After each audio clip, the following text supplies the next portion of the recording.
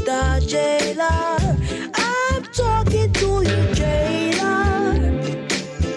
Stop calling me a prisoner. Let him is without sin be the first. Don't you think so, Mr. Jailer? I'm talking to you, jailer. Use a breath. Stop calling me a prisoner. You oppress. Let him is of me. What you don't know, you're a victim too, Mr. Jailer. Oh, you don't care about my point of view. If I die, another will work for you. So you treat me like a modern slave, Mr. Jailer.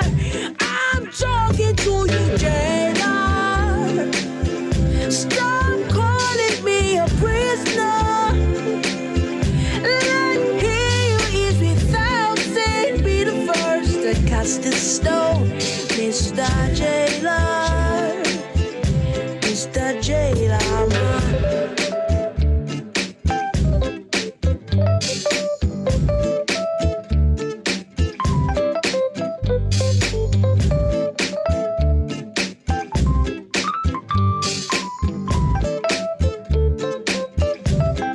You see, if you walking in the marketplace, down throw stones, even if you do, you just might hit one of your own. Life is not about your policies all the time, so you better rearrange your philosophies and be good to your fellow man. Stop calling me a prisoner. Let him who is without sin be the first to cast the stone, Mr. Jailer. Oh, I'm talking to you, jailer. Stop calling me a prisoner. Let him who is without sin be the first to cast the stone, Mr. Jailer. Mr. Jailer. I am a baby say, I wanna be president. I want your money from my government. What he don't know, what he won't know, what he can know. Jailer, jailer. Oh, be good, oh, be good, oh, be good, oh. Somebody be good, oh, be good, oh, be good. Oh, be good, oh, be good, oh, be good, oh.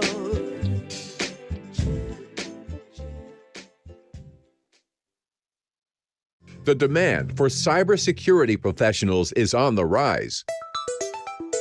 By 2021, 3.5 million cybersecurity professionals will be needed. Stanford Center for Professional Development's Advanced Computer Security program will set you up for a successful career in cybersecurity. Learn from the world-renowned faculty and work on hands-on projects. Delivered and supported by Great Learning, this program will help you showcase your expertise in cybersecurity and launch a successful career. Apply now. There is a shortage of 500,000 machine learning and artificial intelligence professionals. Keeping this in mind, the University of Texas at Austin brings you a comprehensive course in artificial intelligence and machine learning. This course is designed for working professionals who are looking to transition their careers into artificial intelligence and machine learning. With a unique mentored learning experience and career assistance from industry experts, transition to a successful career in AI and ML. Apply now.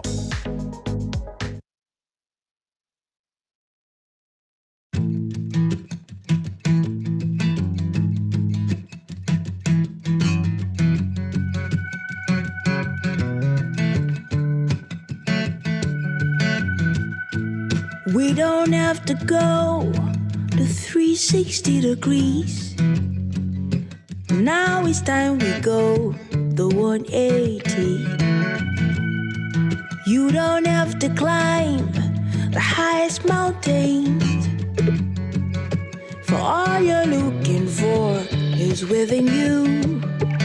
Open the eyes of your mind, your ears and mouth as I sing my song. Open the eyes of your mind, your ears and mouth as you hear my words. Oh, ba-da-da-ba-ba-da-dee, ba-da-da-ba-ba-da-dee. I'll be waiting. I'll be home.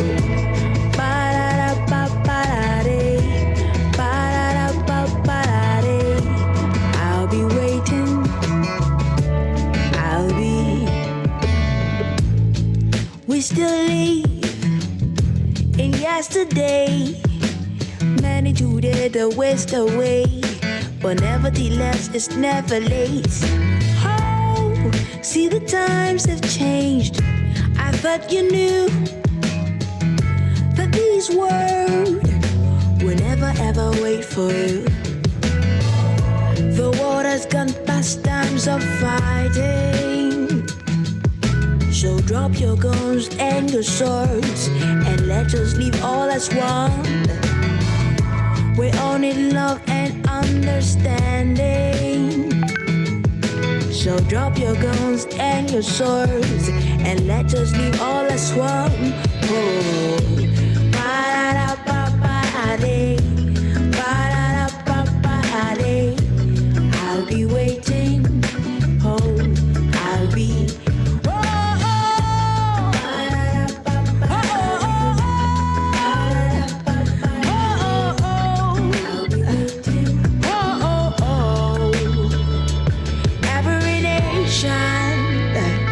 Across the ocean, it's more than just a chorus. We all need one another. Oh, oh. Ba-da-da-ba-ba-da-dee, ba-da-da-ba-ba-da-dee. I'll be waiting. I'll be waiting for you. For you, you and you.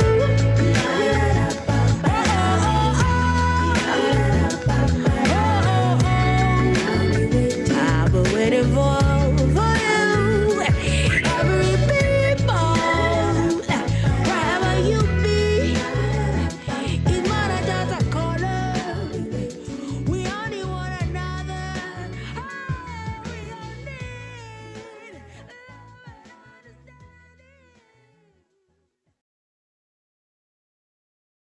Hey, yo sé que estás interesado en mi programa de inglés, entonces aquí hay 5 razones por las que debes aprender conmigo. Si quieres aprender un idioma,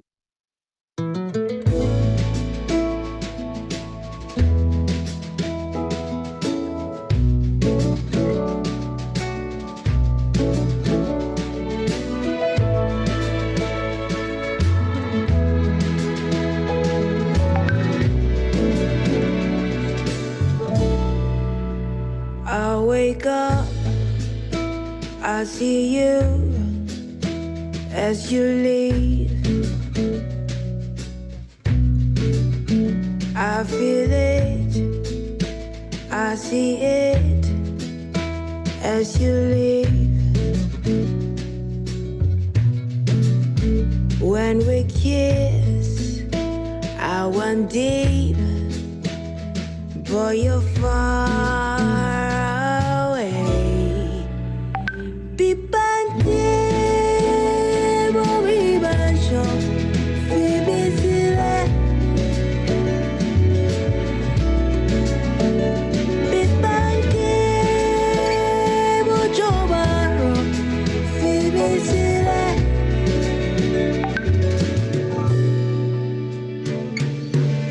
You used to be my everything. Treated me like I was a queen. What spell did it cast on me? Or was it a make-believe? You say, girl, never be afraid of ever loving me. Those words I hung on to. Oh God, I was a fool.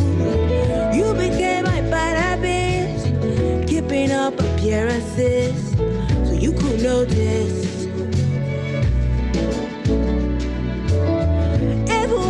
Suddenly picked the things and left the keys. That's crazy.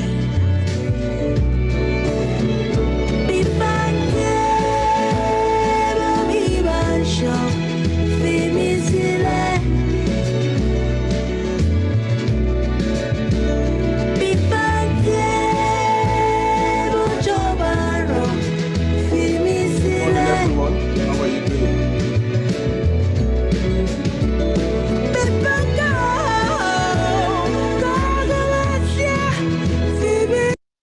Good morning, everyone.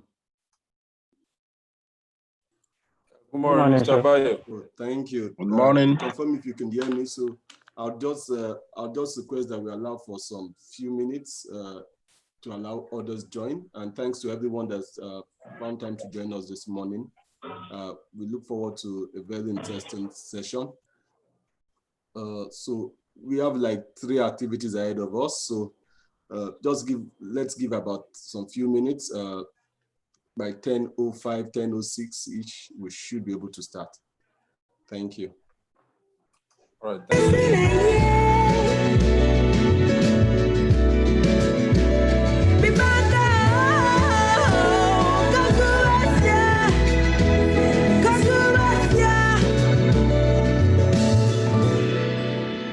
ti fara mi followa, go show. I think it's time for me to shout praise the Lord. Mo ti fara mi followa, go show.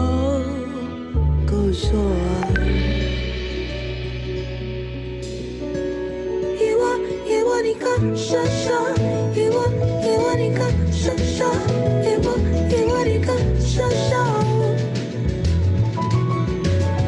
Ìwọ nìkan ṣoṣo, ìwọ nìkan ṣoṣo, ìwọ nìkan ṣoṣo. Oh, ìwọ nìkan ṣoṣo, ìwọ nìkan ṣoṣo, ìwọ nìkan ṣoṣo. When I'm crying, when I'm dying, just leave me alone.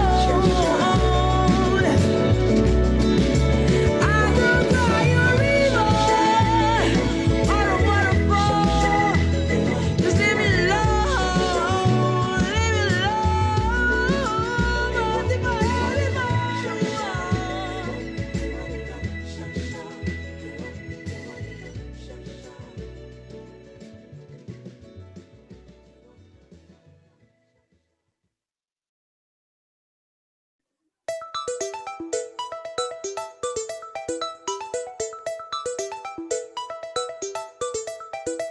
It takes time to build trust with users.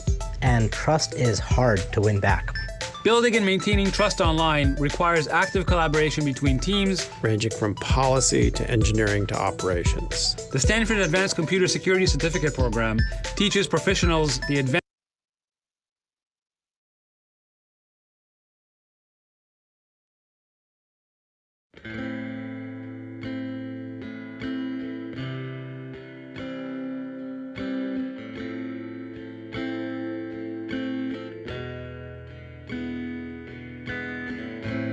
Oh, every day.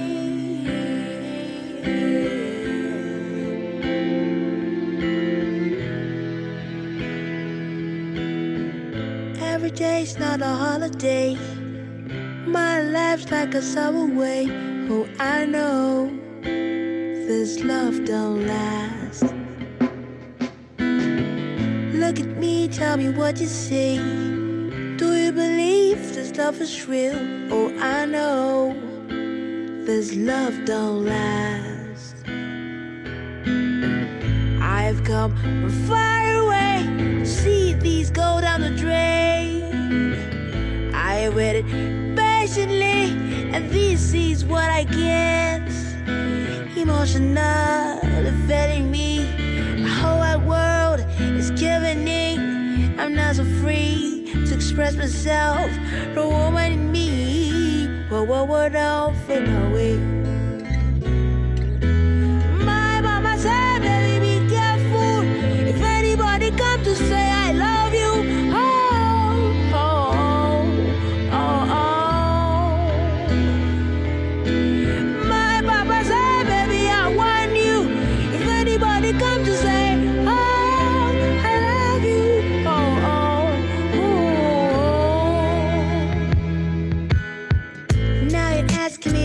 trust you. Tell me how am I supposed to do when I know this love don't last? Could this be the kind of love that my mom used to warn me about? Oh, how will I know that his love will last? Oh, I have come from far away to see these go down the drain. I've got so much to give, but I don't know what I'll get. No, emotionally fed me. My whole wide world is giving in. I try so hard to express myself for the woman in need. Whoa, whoa, whoa, don't fade away. My mama said, baby, be careful. If anybody comes to say I love you,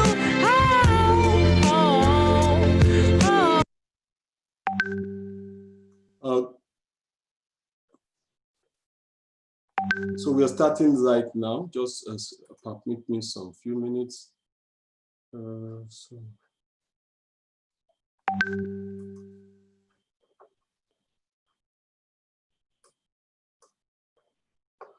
So good morning to every one of us once again. Thank you everyone that's made time to be part of this event.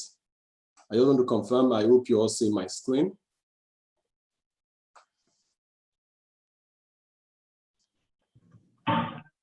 Yes, we are. Can you all see my screen? Yes. Okay, thank you very much. So this is I'll call it action-packed event. It's a meetup, so as much as possible, let's make it very conversational and engage and learn during this period. It's been interesting times during this period. It's over 3 months now that we've all been in one form of lockdown or the other. For those who are joining us for the first time in the Pi and AI meetup, it's a pleasure having you around. For those of us that are familiar with it, as much as possible, like I said, we're hoping it's going to be an interactive session.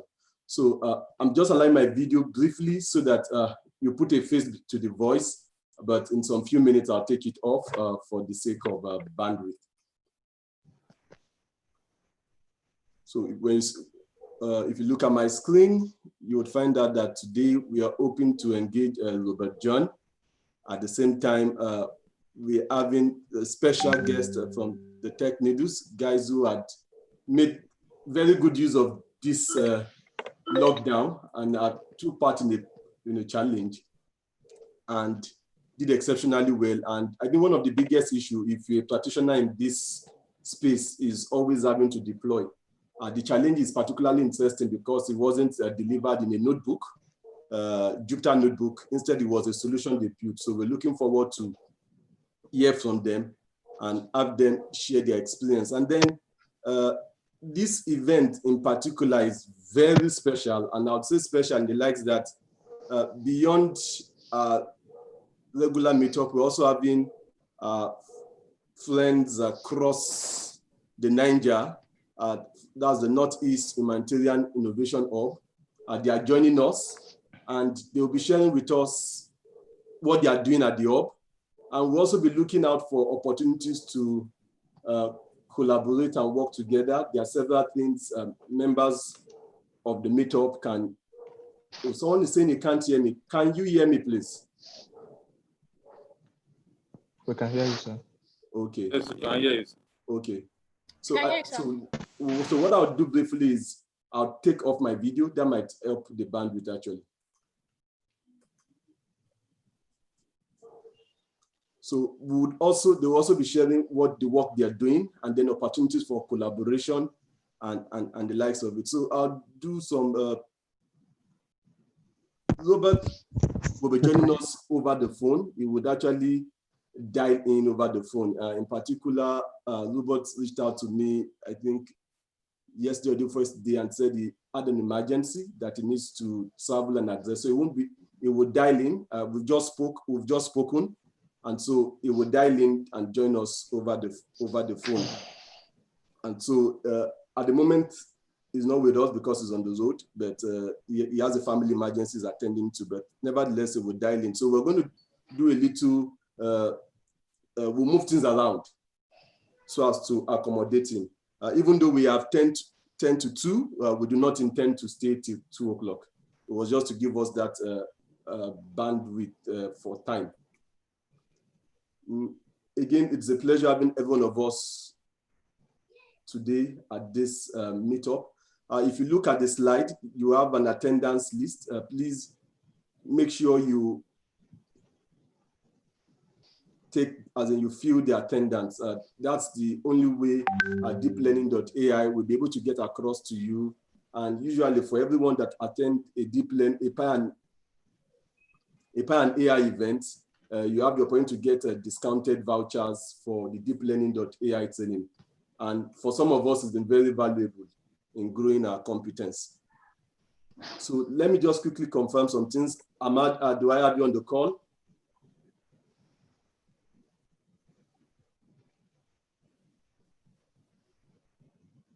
Hello, Ahmad, please, if you're on the call, please, Ahmad from Northeast Humanitarian Innovation, or please confirm if you're on the call, please.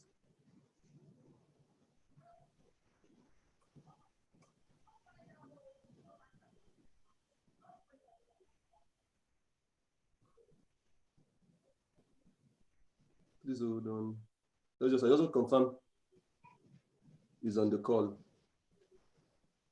So I'm already seeing very interesting faces from Yola. You'll be surprised that we have people from Yola on the call with us. So I don't know if the Yola folks just want to say hi, so that everyone would believe that we have our folks from Yola on the call.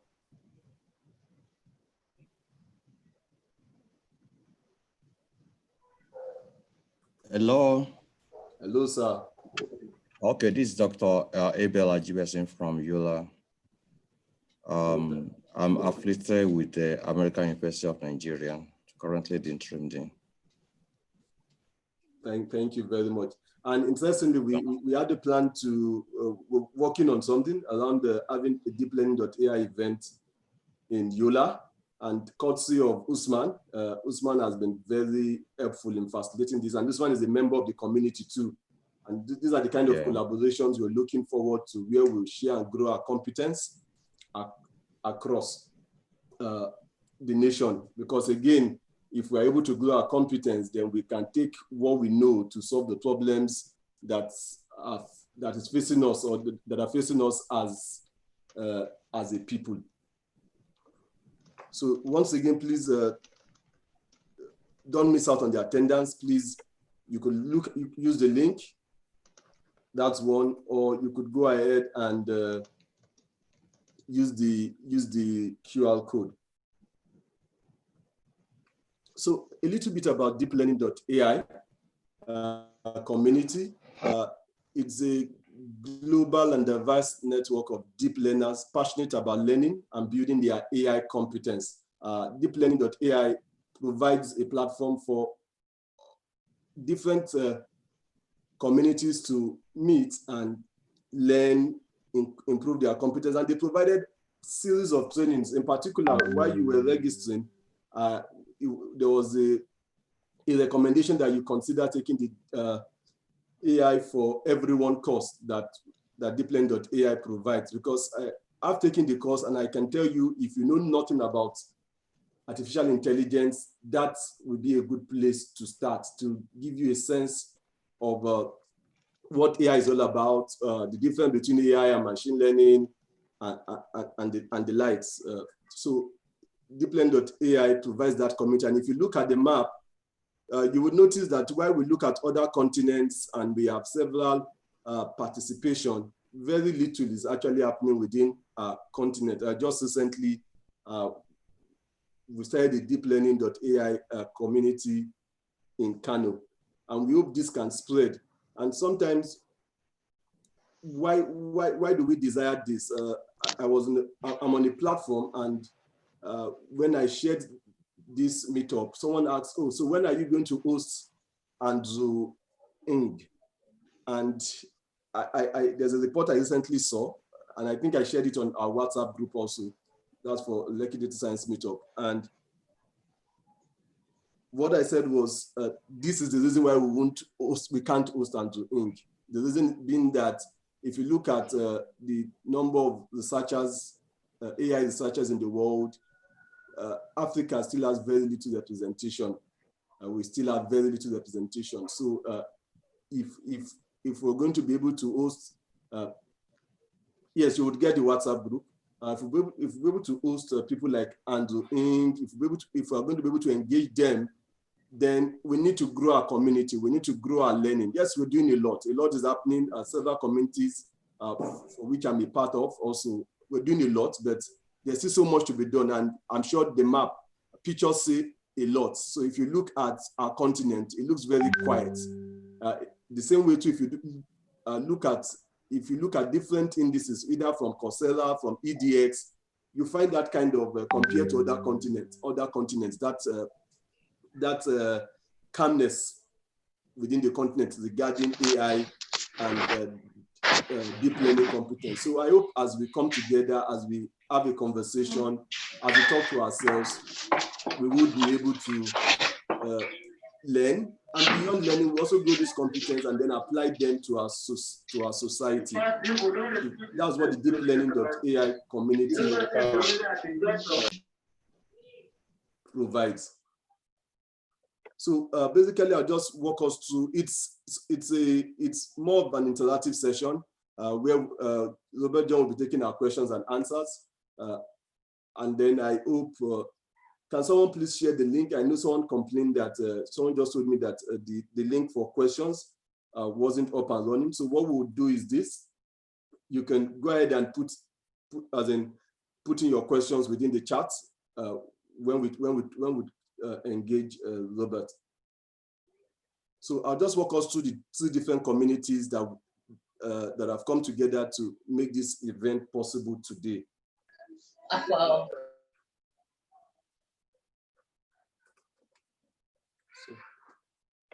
So the Lekki Data Science Meetup is the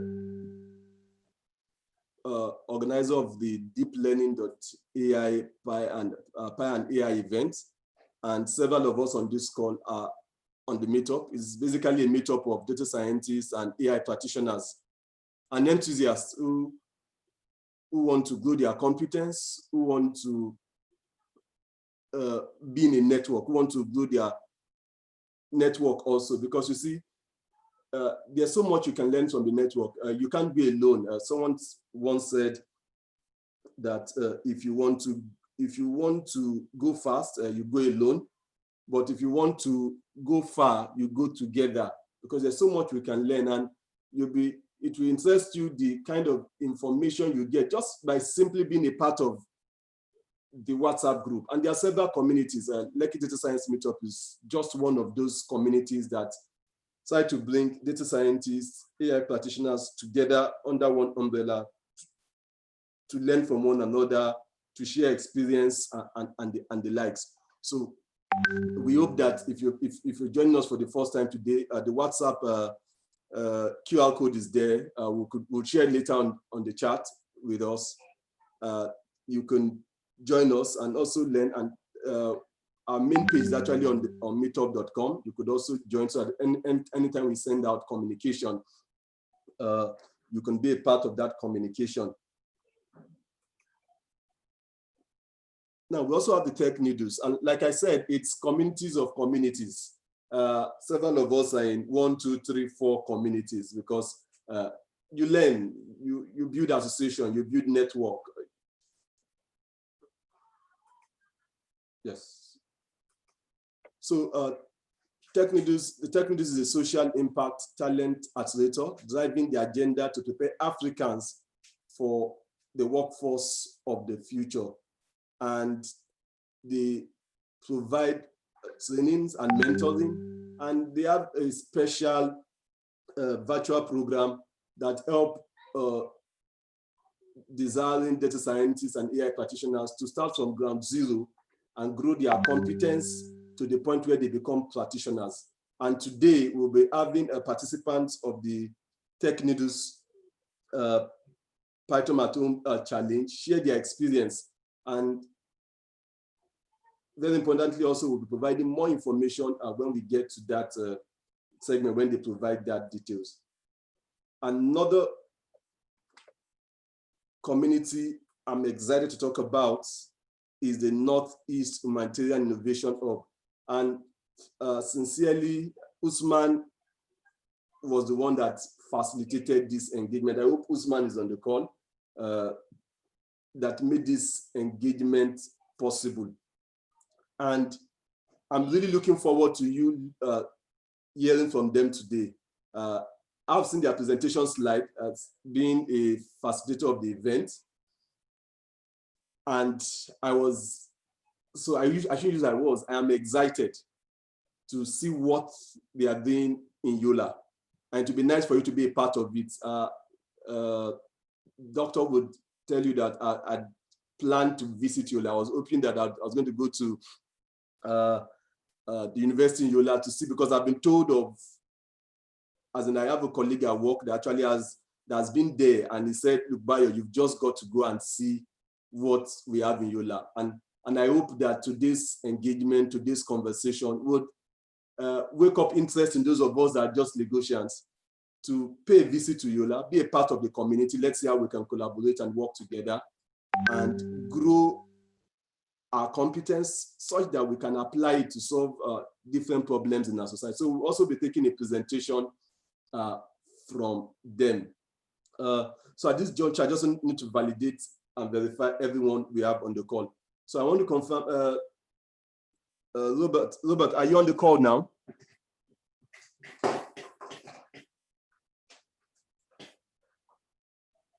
Hello?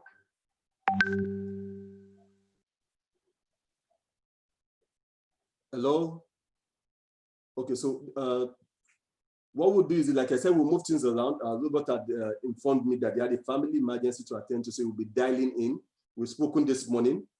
So we'll move things around. We'll have Tech Needles present the Python at Home Challenge and share their presentation slide. Let me know if I need to drive the presentation slide from my end, or if you want to drive it at your end. And then we will take the Northeast Humanitarian Innovation Hub presentation. And then I expect that by then, Robert should be able to dial in. So Tech Needles, are you guys set for us? Just 2 minutes, please. Just 2 minutes. Sorry. So while Tech Needles does that, let me just share a slide with us. A report I talked about with us, and let's hear your comments and your views just briefly. Hold on, please. So I'm going to unshare and then share again.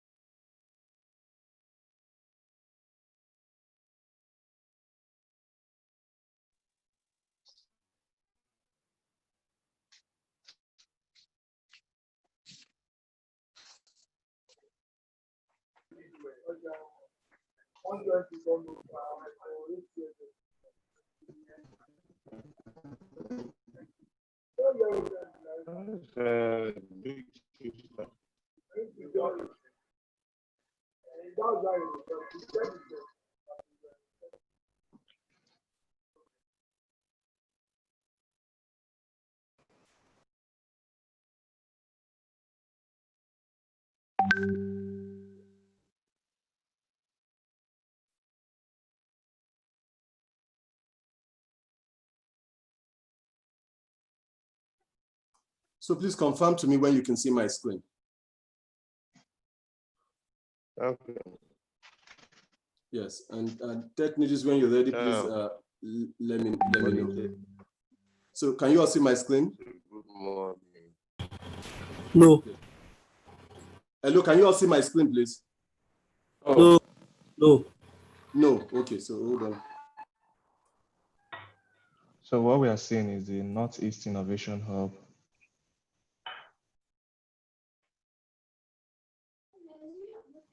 We can see your screen now.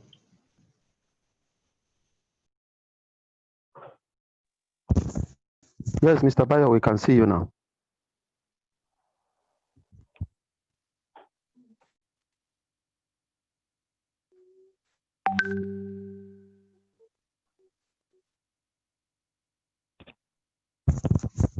Yes, Mr. Bayo, we can see you.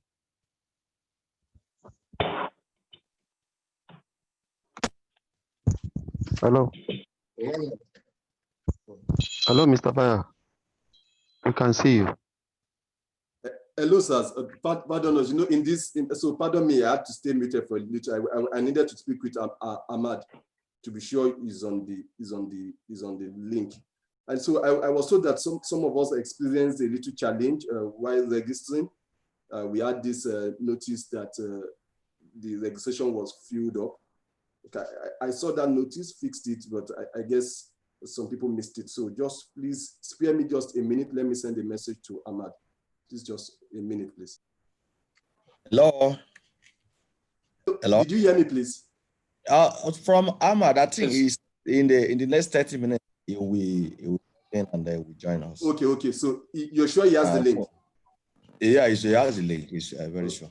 Okay, thank you. So very he much. said in the next 30 minutes will join us. Okay, thank you very much. And so everyone, please bear with us. These are interesting times, so just please bear with us. So I wanted us to look at this link. I told you I shared this on the platform, and someone said, "Oh, so what do you, as in, when will Andrew Ng speak to us?"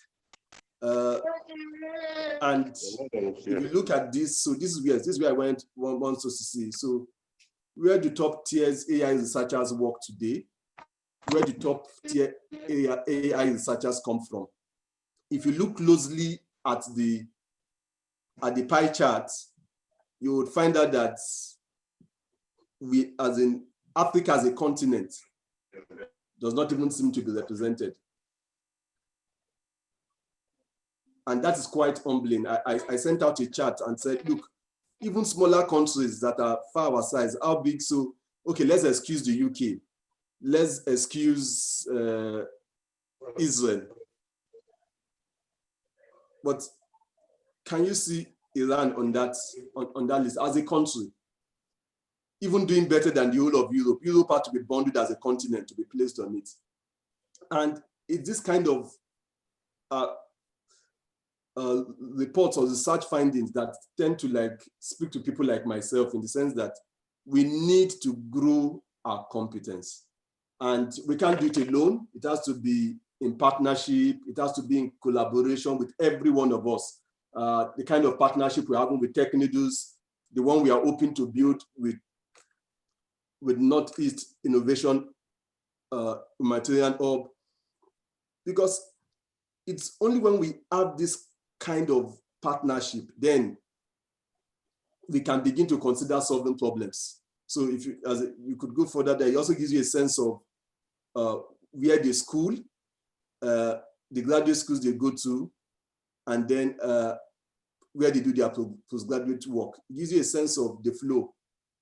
And you read this Africa simply as a continent do not exist on this. So there's a lot to be done by us, and TechNeedles is ready. So what I'll just request is I'll probably just take one or two comments and feedback on this, as in what really can we do as a people to address this issue, or should we just not worry? Let's relax. There's nothing to worry about. Let's take our time. What will be.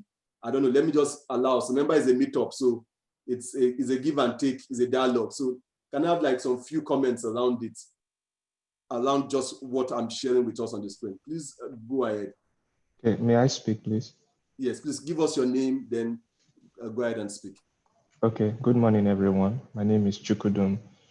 Okay, so with respect to this, I think what we are seeing here is a humbling statistics. My suggestion would be that in addition to us partnering and we're trying to solve problems with AI, I think it's a big imperative for us to now consider going beyond just taking basics on maybe Kaggle or doing some beginner courses on YouTube. It's great we are doing those, but it's now high time we now go beyond and actually have the courage to start reading actively AI research papers. Start looking at conferences like from NeurIPS and all, And it's when we now build our base, knowing what is happening in the actual cutting edge of the AI research world, we'll now be inspired to start writing. We'll be inspired to implement some of these research outcomes and get new ideas of what we've discovered that can be an eye-opening thing to the world. So if you notice, even though we are going a lot in we're trying to solve community issues, it looks like we are not recording, we are not putting the things that we are doing down in paper for the rest of the world to see. So it's just, I think what we could do is, in addition to the partnering and trying to solve our community issues, let us find a way to document it and find a way to enter for these kind of conferences and submit them, learn, fail, fast forward, and then do it better next time. That way, when people are talking about research papers and AI researchers, Africa will be on the list. Very much, Chukwudun. Thank you very much. That's the things you've said, they are quite instructive. Any other comments? Any other suggestion? Yeah. Hello, good morning. Hello, good morning, sir. Yeah, my name is Pichareyo. Hello? Hey, thank you. You're quiet, please. Okay. I don't know you're probably hearing me. As I said earlier, my name is Pichareyo. This is the first time I'm entering into the forum. So I'm really happy to be part of this team. I've always been invited physically to come to the physical office in Lekki, but I've not been able to make. But it's kudos. I'm happy what your community is doing. And also the first time I did an AI and deep learning was a company called Data Lead Africa in Abuja. I don't know whether you know about it. It's also good to have a link with them. They train AIs and deep learning students. It's a very broad and very challenging courses that we need to widen our scope. I was amazed what a lot of things AI does, and that is why you see we in terms of robots technology, we are not really there, because AI is the next, is not the next, is just the main thing. That is why I see a country like China invest so much in it, and I can see most of their factories, they are doing a lot of robots are taking charges of a lot of their warehouses and the rest. So that aside, for as the earlier spoke person said, you see, in research, if you want to be recognized, you have to participate. How do you participate? Is by contributing, having a good community, and within that community, you can able to identify people that are better than each other.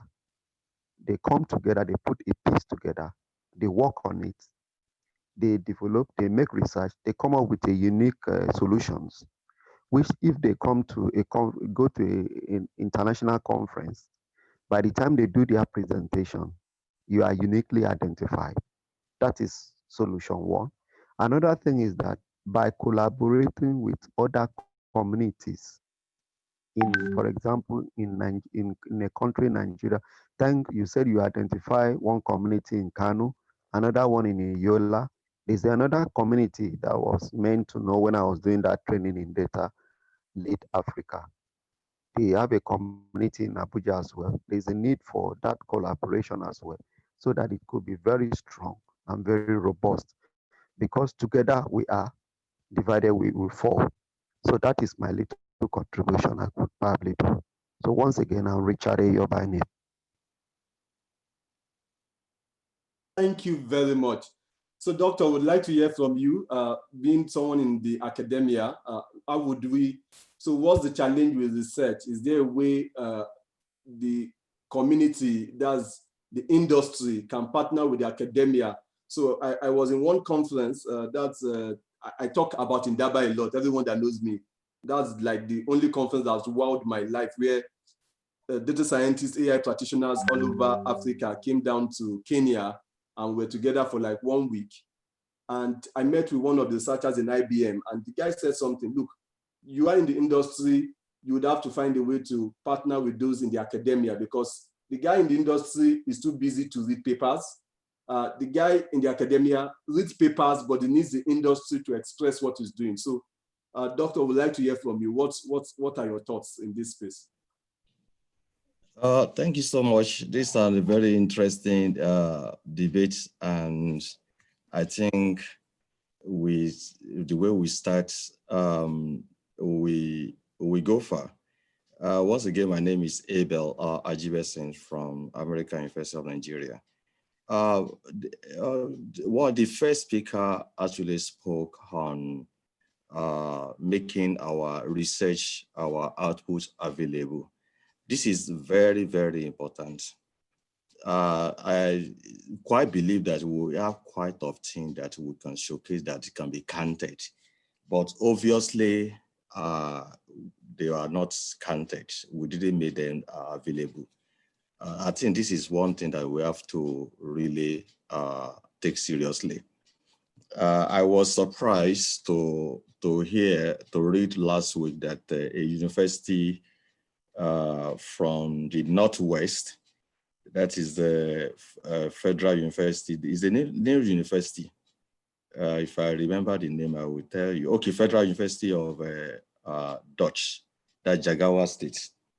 They came out from Simango ranking as the best university in Nigeria in terms of innovation research and community contribution.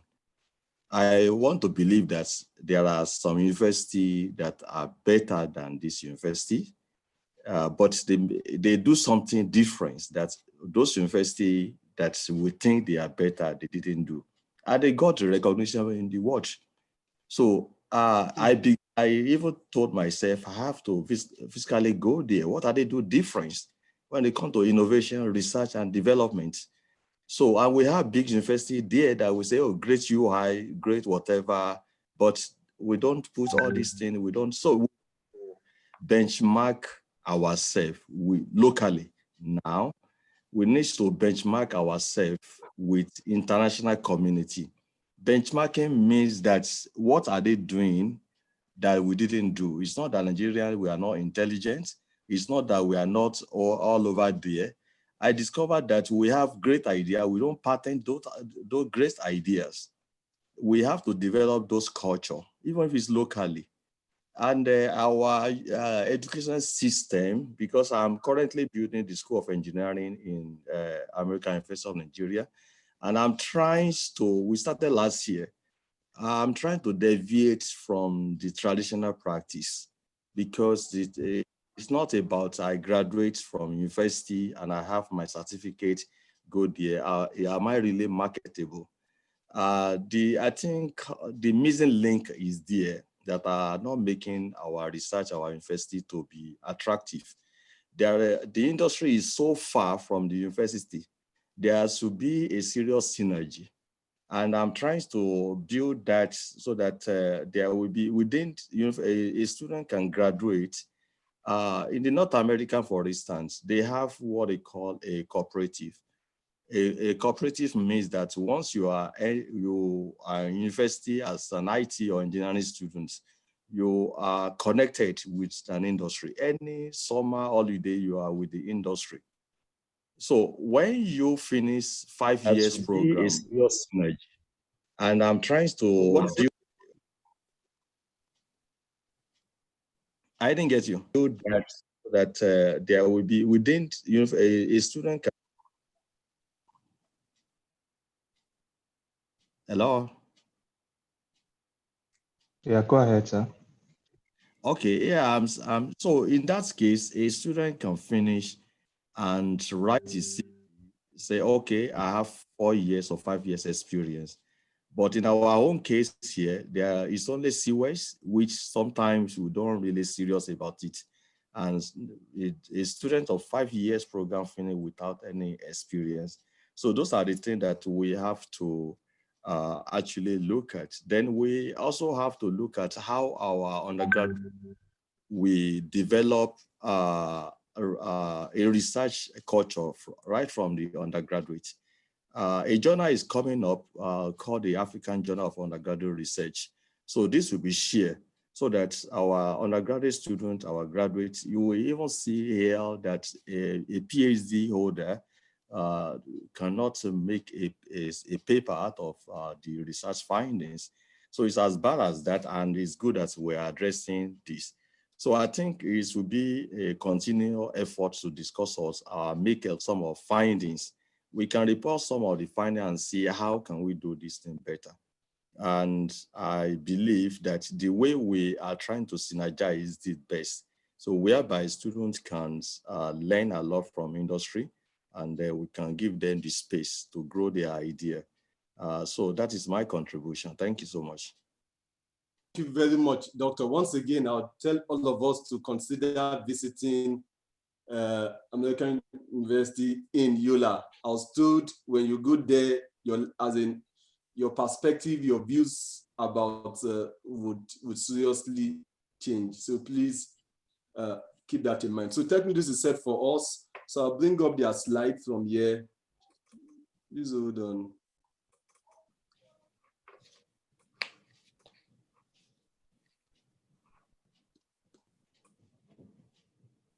So hello, Ayo. Yeah. So which slide are you starting with first? The first one we shared. That's the Python challenge, am I correct? Yeah, the first one that was shared. Okay, so go ahead. Just hold on, let me share it. Please, I'll stop sharing briefly so I can get us to have it.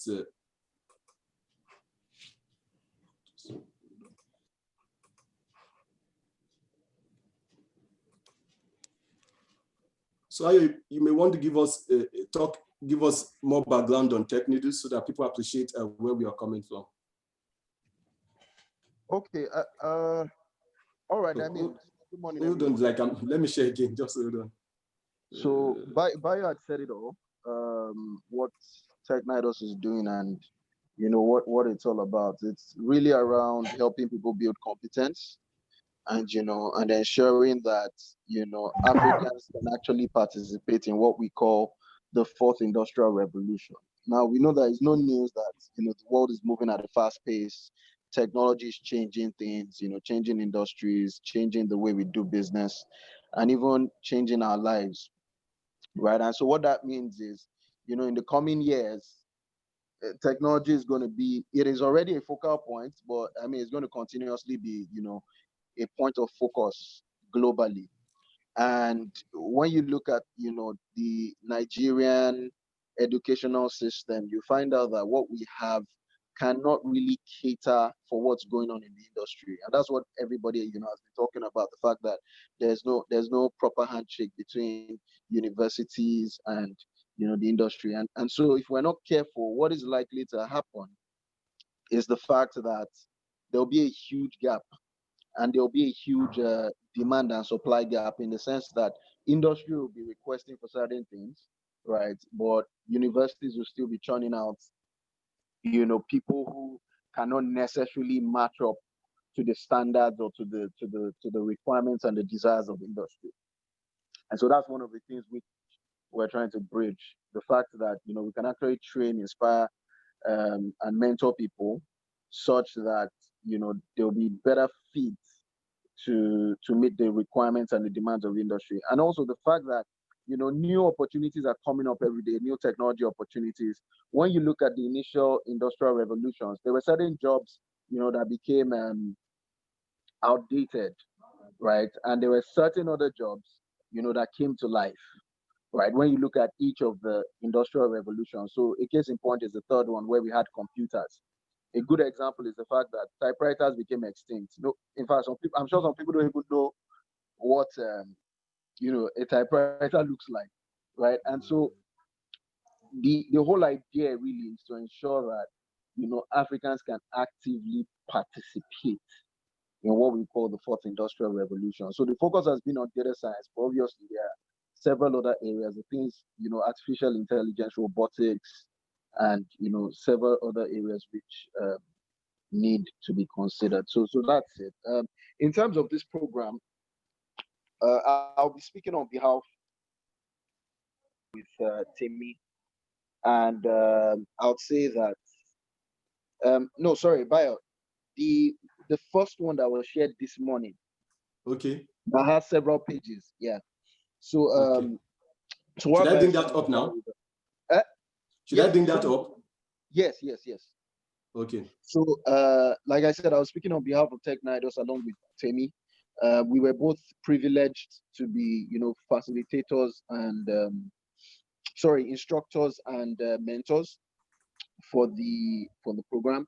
And I would like to say that it was a great experience for both of us, because the thing about instructing is for you to even instruct, you need to also, know your onions and stuff. So I'll say it was a great challenge even for us, who were privileged to instruct the group of young, smart people. And I'm just going to talk through, once the slides come up, I'm just going to talk through, all the things that happened. All right, so, but let me just give an overview. So the idea behind the Python at Home Challenge was this. For anyone who has done any real world project in machine learning, data science, you realize that there's always a huge gap between what you'd have probably done on Kaggle and what you'll be doing on that project. And so for us, for challenge, the idea was, okay, how can you bring this experience? No, but not this one. Let me just send it. Let me just check. Okay. Let me check what was sent to me and share with you. Sorry, everyone.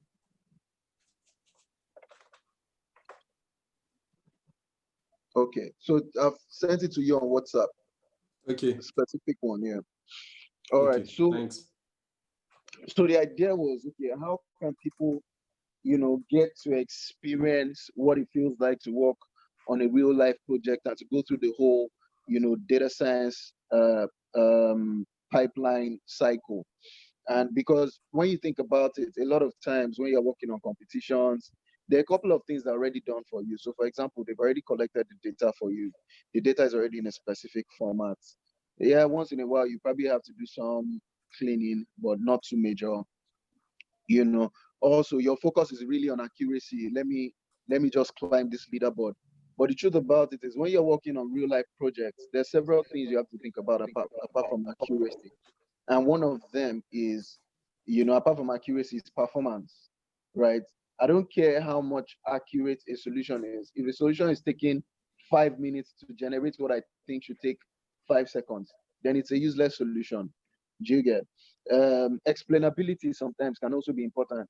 For example, if you're working in a bank or in some industry where there's a lot of regulation, if you're telling a customer that you can't give them a loan or something, then you need to be able to explain why.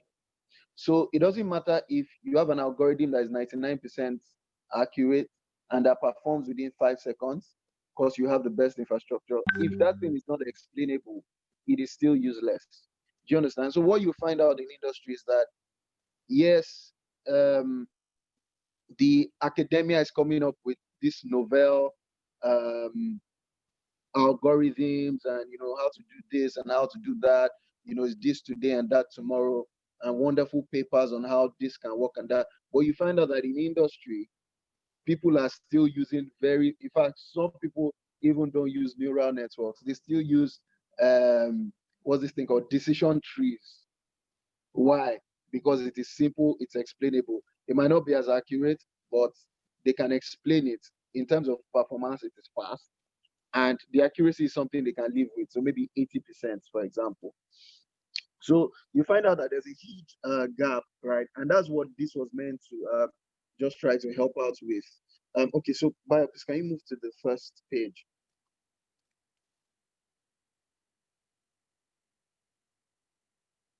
So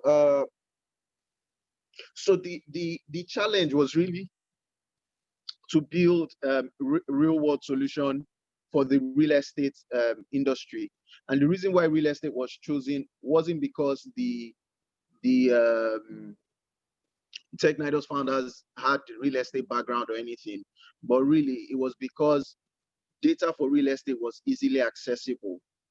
And the whole idea, like I said, was to run people through the whole data science lifecycle, from data collection up until, where the model is built and then is actually deployed into something, into a solution, right? So, and real estate has quite a number of websites where, you can easily get data through web scraping, at least for the ones that allow web scraping anyways. You can easily get data and all that. So that's why real estate was used. And from a high level, what was done was the whole project was done to mimic, a real life scenario, to make it really real. And so the brief for this was, you just joined, a real estate company, a real estate aggregation company. So for those who don't know what a real estate aggregation company is, a real estate aggregation company is just a company that has a website where agents, will usually just put information about houses. So they basically aggregate that information and serve it to you as a customer, right? So that's what it is. And there's several of them. So for example, when you're looking for a house, all you have to do is go to those websites, as against looking for individual agents to call. So, and the brief is that, customers are complaining about the user experience of the site. So, and they've indicated that they need a rent budget estimator feature that gives them a quick estimate of their rent budget based on parameters they give. So what this just means is, your customers have been going to the website, but they find out that, they want to know what their budget should be. So they have an idea of the location they want to stay in. They have an idea of, whether it's a 3-bed, the kind of parking space, the kind of neighborhood. But really, they don't want to start going through 500 houses before they know, okay, I need to have 1 million for a 3-bedroom in. And for the sake of this, I live in Lagos, so I'll use Lagos examples. For a 3-bedroom in one area in Lagos, right? They want to be able to, on the click of a button, put in, okay, I want to stay in this area in Lagos. These are the parameters of the house. How much should I have? So that was the first thing. So the second part of the brief was, customers also wanted a feature which recommends houses to rent based on their budget. So this is a bit different. So this is saying, I already know my budget. My budget is 2 million naira, right? I know my workplace. My workplace is at the central business district of Lagos, right? I want to be able to spend less than 1 hour to work, right? What kind of areas do I need to think about? And so this was more like a recommendation type, problem which needed to be solved. And so that was the brief. And so, please, can you move to the next slide? Okay, so like I said, the whole idea was to run through, that whole cycle. And so the first thing which needed to be done was to collect the data. And the data collection was done through web scraping. So we had to, instruct the various participants on how to go about web scraping and all that. The second thing was obviously clean the data, work on the data, and then build machine learning models. So for that, what we had was a Kaggle competition. And then we now had the deploy and show the world. So the deployment was meant to be done in 2 ways. First, with Streamlit. So Streamlit is a framework that helps you deploy machine learning models really fast. So what it does is, unlike Flask, which you can use to deploy APIs and stuff, Streamlit gives you a little more beauty, let me put it that way, with a very low learning curve. So you can make at least nice solutions or web interfaces for your machine learning model with very little, code and very minimal experience. So that's the idea behind Streamlit. So it was meant to be Streamlit and Flask, but because of time, it was only Streamlit that was focused on. Okay, so one of the other things which was done apart from the Kaggle competition was there were also quizzes, to try and ask people just to find out if they really understood the problem.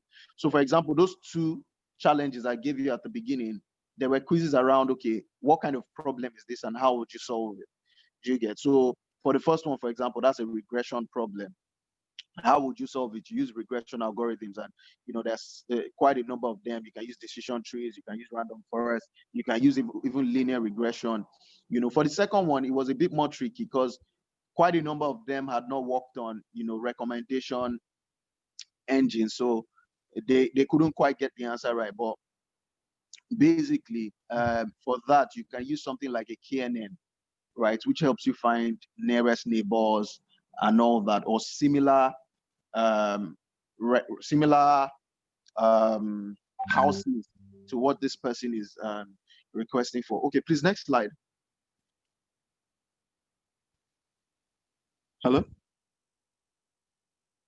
Okay, so this just gives you an idea of what, the Kaggle competition was like. So data, they scrape the data, and after scraping the data, one of the major issues, and which is where, because one of the things we wanted the participants to also realize is that domain knowledge is very, very, very, very important when you're trying to solve any machine learning problem or any data science problem. And that was what this showed. So what happened was they scraped data from a particular website, and then the goal was to build, the first solution, which is a rent budget estimator.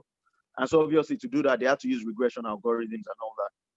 But I think one of the huge shockers, was the fact that the RMSC, and for the sake of people who are, new to some of these concepts, the error which they were getting was, from the first model, so just taking basic information of houses, the number of the rooms, the location, the number of toilets, number of bedrooms, parking space, and one or two other things. By the time they put that into a model and ran it, they were getting an error as high as, in some cases, 500,000. Now, to give you some context, what that means is, if my customer goes to the site and uses my rent estimator, if his house is 1 million, right, it means that I might be telling him his house is 1.5 million, or I might be telling him his house is 500,000. Now that is really bad, right? So the challenge was then, first, how can you reduce this error from what it is now to lower than 100,000, right? So what that just means is, if the house is 1 million, I'm telling him the house is somewhere between 1.1 or 900. And so what we told them was to always use ranges. So if your RMS is 100, right, 100,000, you can say between 900,000 and maybe 1.1 million, right, just to be safe. So that's a 200,000 gap. Yeah, so the idea was to reduce that. However, to reduce that, it was almost impossible to do that if you didn't have some form of domain experience, and if you were not creative enough. So for example, let me start with creativity before I go to domain experience. For creativity, and I'm sure the participants will still talk about some of these things in more detail, but for creativity, the truth about it is, even though you had features which were clearly stated, there were other ways you could get features from, for example, the description. In a lot of the description, you'd actually see that, oh, the house is actually in an estate. Or you could see that the house is a detached or terraced house. Or you could see that the house is a new house, or luxurious, or executive. Some of these agents always use some kinds of words. And by being creative, you could actually scrape out some of that data and add it to your model. So that was the first level. Now, one of the other things which, and I'll end very shortly, really, so that I'm not taking too much time, because I know we don't have time. So one of the other things that, was very critical for this was that we wanted to pass across was, we wanted the participants to understand that as a data scientist, you have to be innovative. So now you join this company and they give you this data and you run the first model, the RMSC is really high. The error is really high. Now, the truth about it is, you can go back to your boss to say, there are issues with the data, and I'll explain to us why that is. There are issues with the data.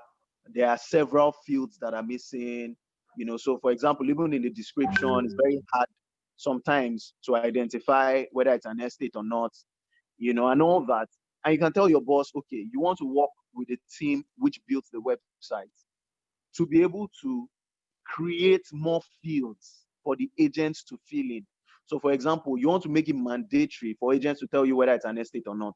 You want to make it mandatory for agents to tell you whether it's a new house or not. You want to make it mandatory, just to collect more information that will help your model. Now that's one way to go about it. But one of the things we told, the participants was the fact that, see, when you get into a company like that, right, it's going to be very difficult for you to just make changes to whatever solution is there. The truth about it is your own solution, which you're trying to give, might not be top priority. And it might take another 6 months to 1 year before they will even implement all those things you're saying. So the idea was, how can you be creative with the data to still drive your RMSC to something very low so that you can launch a product, even if it's a beta product, get your customers to test it and give you feedback, tweak it, improve it. And then when you have something which is solid, you can push it to those guys when they're ready to help you upload and, update, so that you're now collecting the kind of data which you need. That way, you'd have won the heart of the company, because now they know that, you know your stuff. Also, they know that, you're innovative as a data scientist, and you're not just boxed into the corner of, if I don't have the right data, I will just not do anything, right? So that was one of the other things which, had to be communicated. So now let me just quickly end with this bit. So some of the things, which involve domain experience had to do with this. So for example, one of the things participants realized was that even though they were scraping from a property aggregation site, and this was by, engaging people in real estate and all that. When you go to the quality of some of those sites, of most, in fact, all of those sites, you realize that they will tell you that they don't have any liability over the data. That basically what they're trying to say is that the data is not foolproof. And so that's one key to actually solving this RMSE problem, because by the time the data is not foolproof, you can now start asking your questions, okay, what will make the data not foolproof? And it's by engaging people in real estate, you now realize that, oh, some agents actually overinflate, some of their prices, right? So add more commission that is necessary and all that, and overinflate prices. In some cases, some agents cut corners and try to I don't know if there's anything like underinflate now, but they reduce the price to something that is a bit ridiculous just to gain traffic and all that. You also realize that in some cases, because some fields are not mandatory, right? When they are putting in description, it's very possible that the house is actually in an estate, but they don't include it in it, right? Or it's a new house and all that. So the idea was, how can you work with all the data you have, right, to extract these insights through, various forms of explorations, and actually looking at the data and making some, conclusions by, engaging people who have domain knowledge and being able to drive, that error from as high as 500,000 to as low as, 100,000, and be able to package that into a beta solution that you can present to your bosses. So in a nutshell, that's really everything that was done, on this competition. I'm going to be over now to Temi. I don't know if I'm thinking maybe when Temi is done, we can get questions, and then the participants can then also say it. Okay, Ayo, so thanks a lot, Ayo. Which slide should I bring up for Temi? The next one, let me see. Just send it to me, as in point out to me in WhatsApp. This same slide. So next page. Okay. Thank you. Yeah. Yes. So this is for Temi. Hello, Temi. Hello. Good afternoon. Yeah. Good afternoon, Temi. Yeah. Good afternoon. Yeah. Good to meet every one of you. So I was also a challenge instructor in the Python at Home House challenge, as rightly said by Mr. Ayo. So I would also speak a bit, to not take so much of our time, on some of the challenges we faced, and like how we went about the deployment, and how we were able to guide some of the participants around issues that came across deployment. So rightly said, he spoke about the fact that we actually needed to talk to real estate agents about various features that actually impact housing prices. These were the things that we actually took in consideration while building the model, because we wanted it to be as realistic as possible and to take account of the various features and not to leave things behind. So we looked at those dynamics. Then another thing that we really noticed while deploying was there are a lot of libraries that were used, or normally used in calc computation. Most notable is the encoding, some of this encoding libraries. So we noticed that by the time I implemented some of the encoding libraries on the data sets, we had generated a whole lot of data and we had issues productionalizing that. So one thing we did about that was we had to actually, for the categorical variables, we had to actually encode those variables with normal integers like 1, 2, 3, 4, so as to be able to pass in the data from the front end. Because when you put in something like, let's say, city, area Lekki or area Ikorodu, the machine learning model needs to know like the exact numerics or integer to do that. But if you're very familiar with encoding data, you see some will create multiple features for those. So that was one of the challenges that we faced on that. And another thing we faced was, please can I have the next slide? Okay, another thing that we faced was about model verification. This was something that actually took days and days to confirm, because we noticed that after deploying, we noticed that on passing the data set into the algorithm was on test, it was predicting correctly.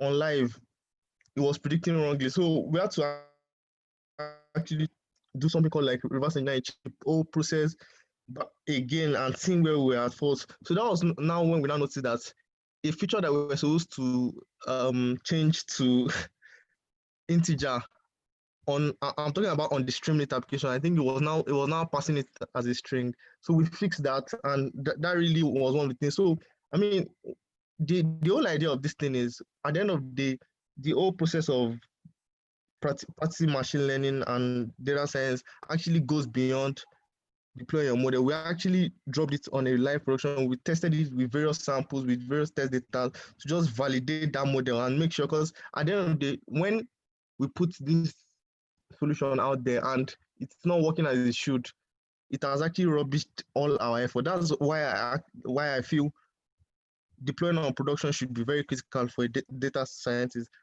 And finally, another thing that we noticed that Pascal had issues with was implementing feature engineering on production. So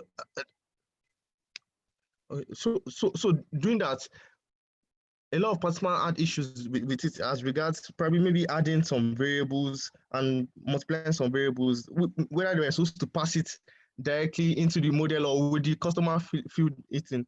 But the person will explain more on that, but it was so simple, in which it just had to be hard coded. Immediately the session data gets passed into the immediately session data gets passed into the algorithm. It now creates those features itself, and it was very straightforward, and it was actually a learnable experience. And I'll it there and pass it on for questions and answer session. So I think what I want to request is, before we take the question and answer, let's quickly hear from the top participants. Just okay.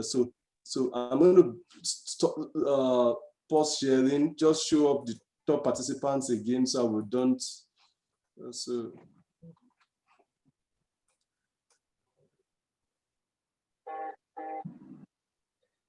So can you see my screen, please? Yeah.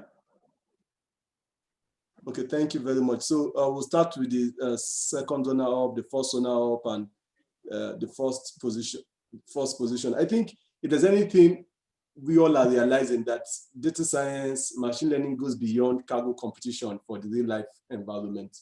And I think sharing their experience, it's really very vital for all of us. So Adebayo, I'll go ahead and bring up your slide shortly, and then you just give us an overview, your experience and your lessons learned.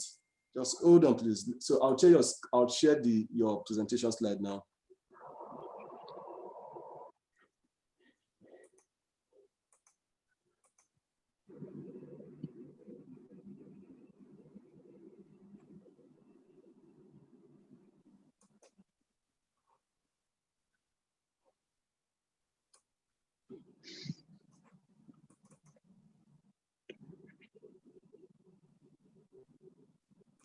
Just hold on.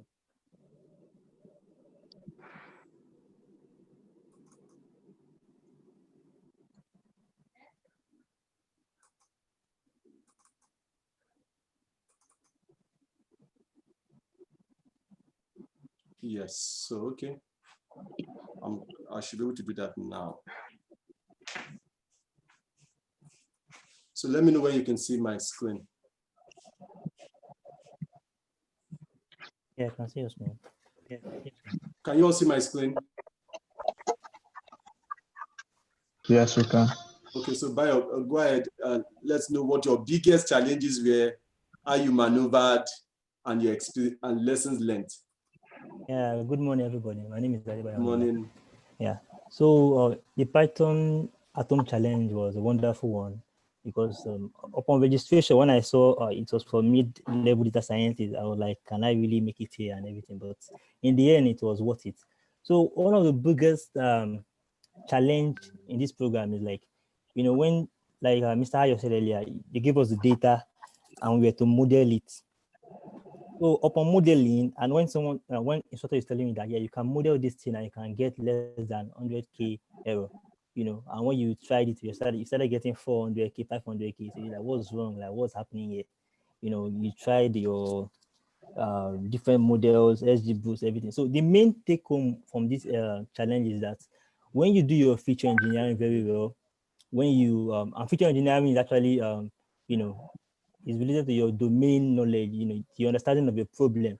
So it boils down to the fact that problem understanding is the biggest thing in data science project. So when we were exposed to the way the problem was structured, we understood, why a 3-bedroom flat in Ikorodu can go for maybe 200,000, and that same 3-bedroom flat in Lekki can be up to 1.2 million.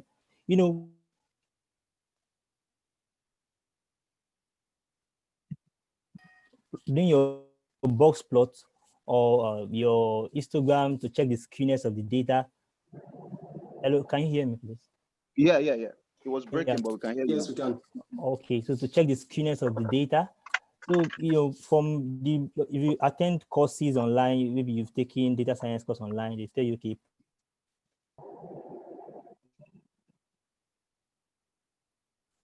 Hello?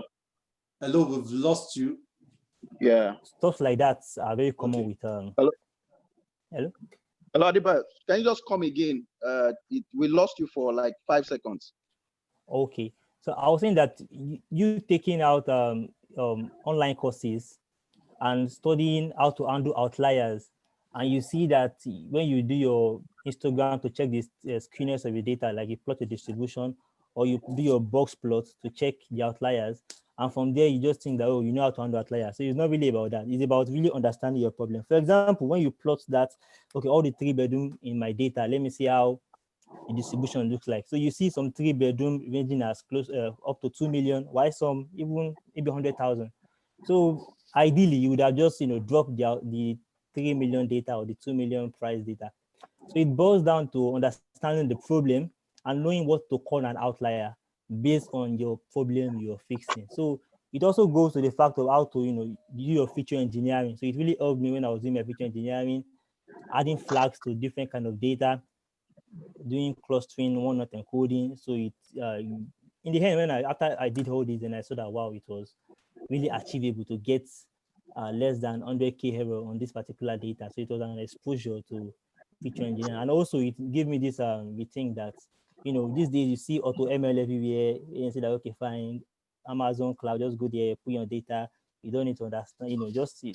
But I just see that auto ML can do the hyperparameter tuning and the likes, but when it comes to feature engineering, machine will remain machine, and human being will human beings. Like, human beings will continue to be awesome in this part. So that's my, and one great thing again is the model deployment part. That was my first time deploying model to production, just to show that yes, if you want to maybe a consultant, you want to present your work to maybe your boss or a prospective customer or client, you don't just take your Jupyter notebook to them and show them, oh, I code this, I code that. You build a solution and present to them. So it's a wonderful challenge, and I really appreciate the facilitators, Lucky Data Science community, and TechNodes. Thank you.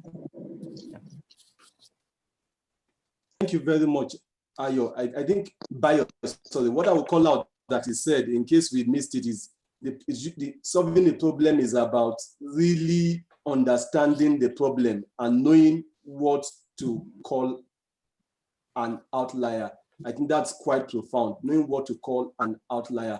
So I'll go ahead and bring up Yusola, that's Shola. Just give me some few minutes. Let me pause presenting and then share a slide.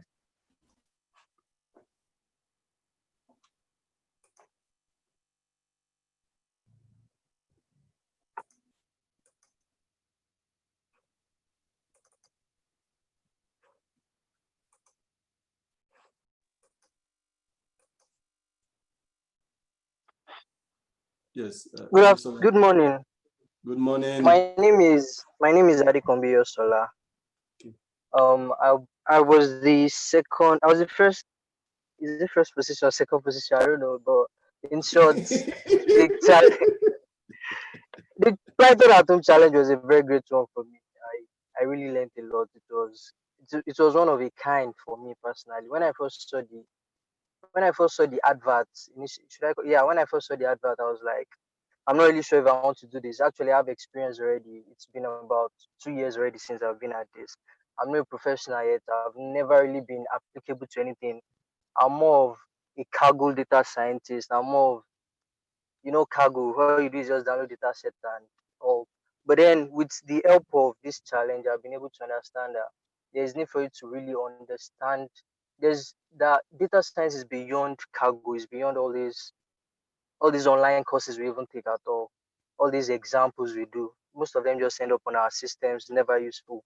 So this challenge helped me understand that, okay, if you really want to talk about data science, you need to understand your environment, find something you can apply to in your environment.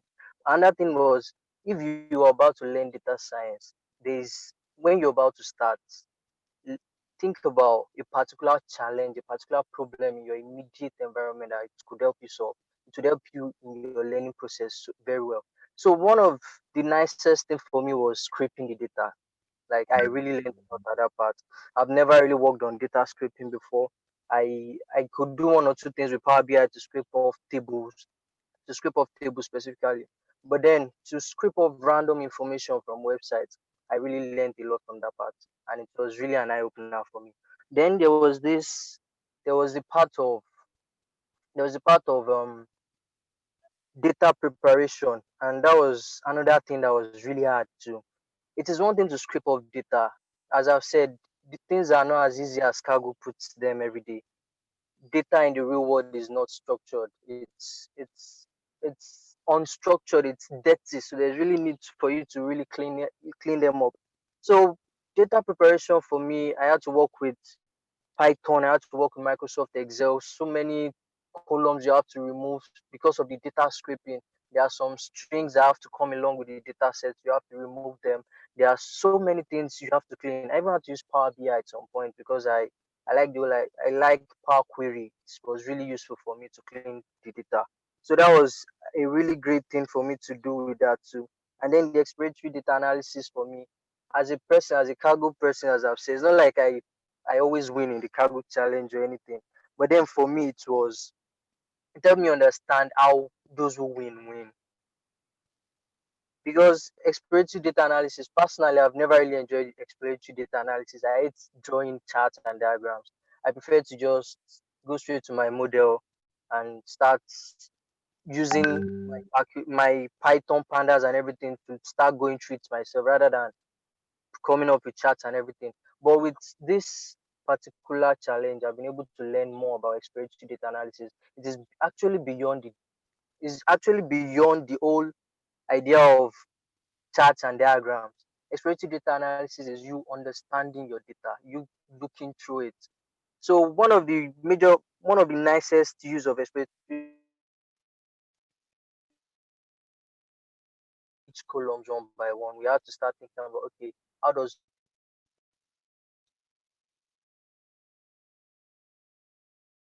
We've lost you briefly.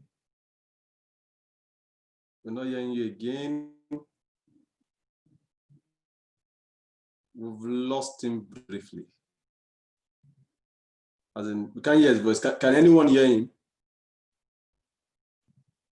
No. I think we lost him. Okay, it's back. I hear you. Is he back?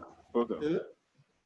Yeah. It's not back. So this is part of our challenges, and that's the reality of where we are. So occasionally network will fail, but I think Yosola, we are not hearing you again. But I think I will call out some few things. He said some clear things. He said the cargo data scientist. That would be this is the first time I'm hearing that you can be a cargo data scientist.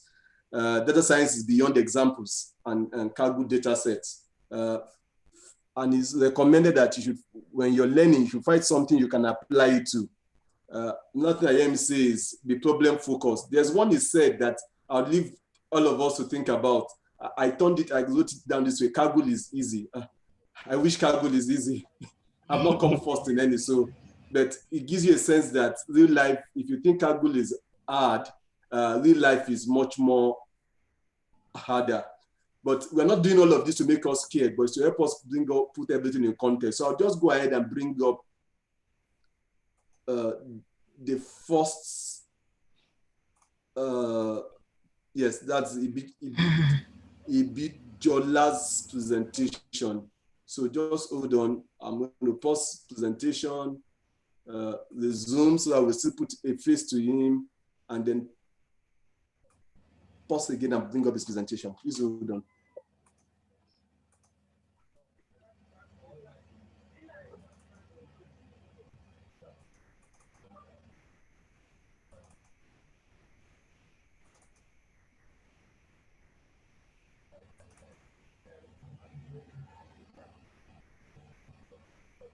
Please hold on.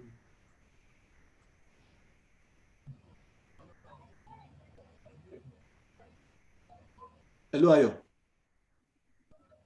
Yeah. Hello. Can you confirm to me? Do I have this presentation too? Am I correct? Yes, you have it. Let me just on WhatsApp I've shared with you. Okay, thank you. Please hold on. I'm waiting for the network. Okay, thank you.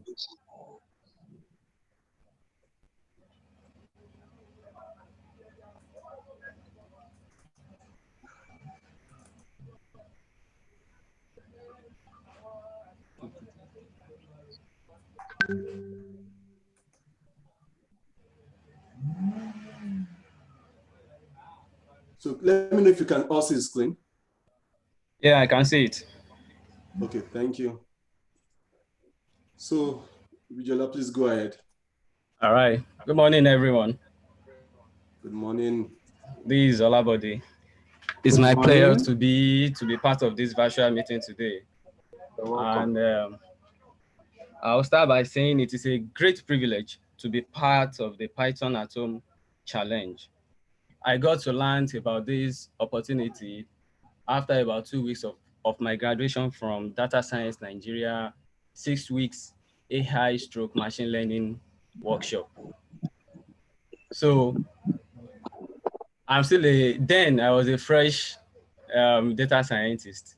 Everything, the whole idea of data science is still new to me. So I took it upon me as a challenge. Okay, let me give this a try. And the fact that we'll be having a project, a real life project to deal with on the project at the end of the day. So that triggered me to participate. So firstly, I'll be discussing about the challenges. Yeah, we all know that machine learning is broken into 3 aspects, which is the EDA, exploratory data analysis, like your solar said, I don't used to like it as well. It's kind of rough. Also, we have the feature engineering, which actually tells the accuracy of your model. How accurate is it going to be at the end of the day? Then we have the last aspect, which is the building model. So my first challenge is under the EDA. How do you identify outliers? One thing is to identify. Another thing is to know how to handle it. So during the competition, it was very tough. So I had to consult Google, read through a lot of web page. So I now find out that to actually determine outliers in your data set, you need to visualize the data set. That which I'm not very good at. I just have a basic introduction on it from my data science class, DSN Nigeria workshop class. So I took it as a challenge. I quickly, and then during the program, one of the facilitators suggested histogram to us, and I wasn't getting it easier to work with. So I ran some query online to see how to visualize data. Then I found out that box plotting is quite good. So I mastered how to box plot, data science, and with that, I was able to see my outliers. For example, like we said, the prices, if you want to check prices for a one-bed apartment in Lekki or Surulere, let's say after about 10 houses that I've checked, their prices is between 1.2, 1.3, 1.5. Then sudden in one of the data sets, I just saw 3 million.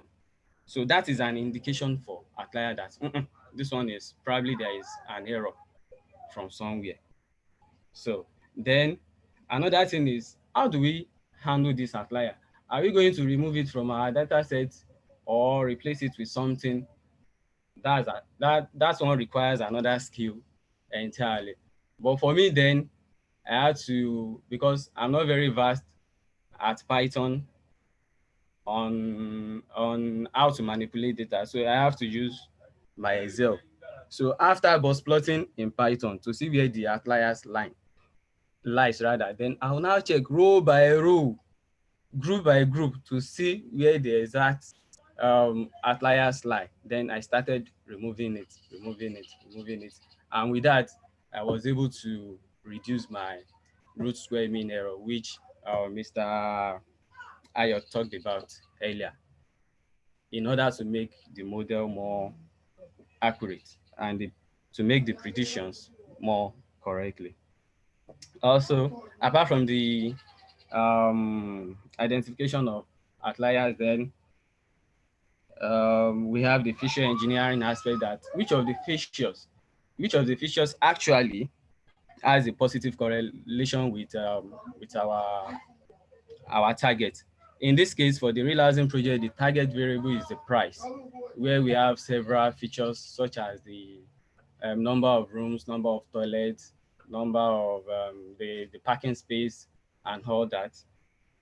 Then we also have some additional information like is the house a rented, is it a newly built apartment? Is it a detached apartment? Is it duplex? All these things count in feature engineering. So I was able to find my ways after making some consultation and some tips from our instructors. And lastly, we have the final aspect, which is the building of the model. So I was able to use random classifier model to train my model, and finally deploy it using the Heroku and Streamlit app. It was a great learning experience though, because at the end of the project, I can see something to point out that, okay, with this thing, with my knowledge of data science, I have a real life project that I can refer to, because in the future of work, when you attend interviews, it is not about the knowledge that you have. It is about what you can actually do with that knowledge. So with the project deploy online, I can easily tell them, show them that, oh, I did this, I did that, I did that, and they can easily interact with it. And that makes data science much fun. It's not about just learning how to code, data analysis, but show us how applicable this thing is to the real life. That's my submission. Thanks for listening.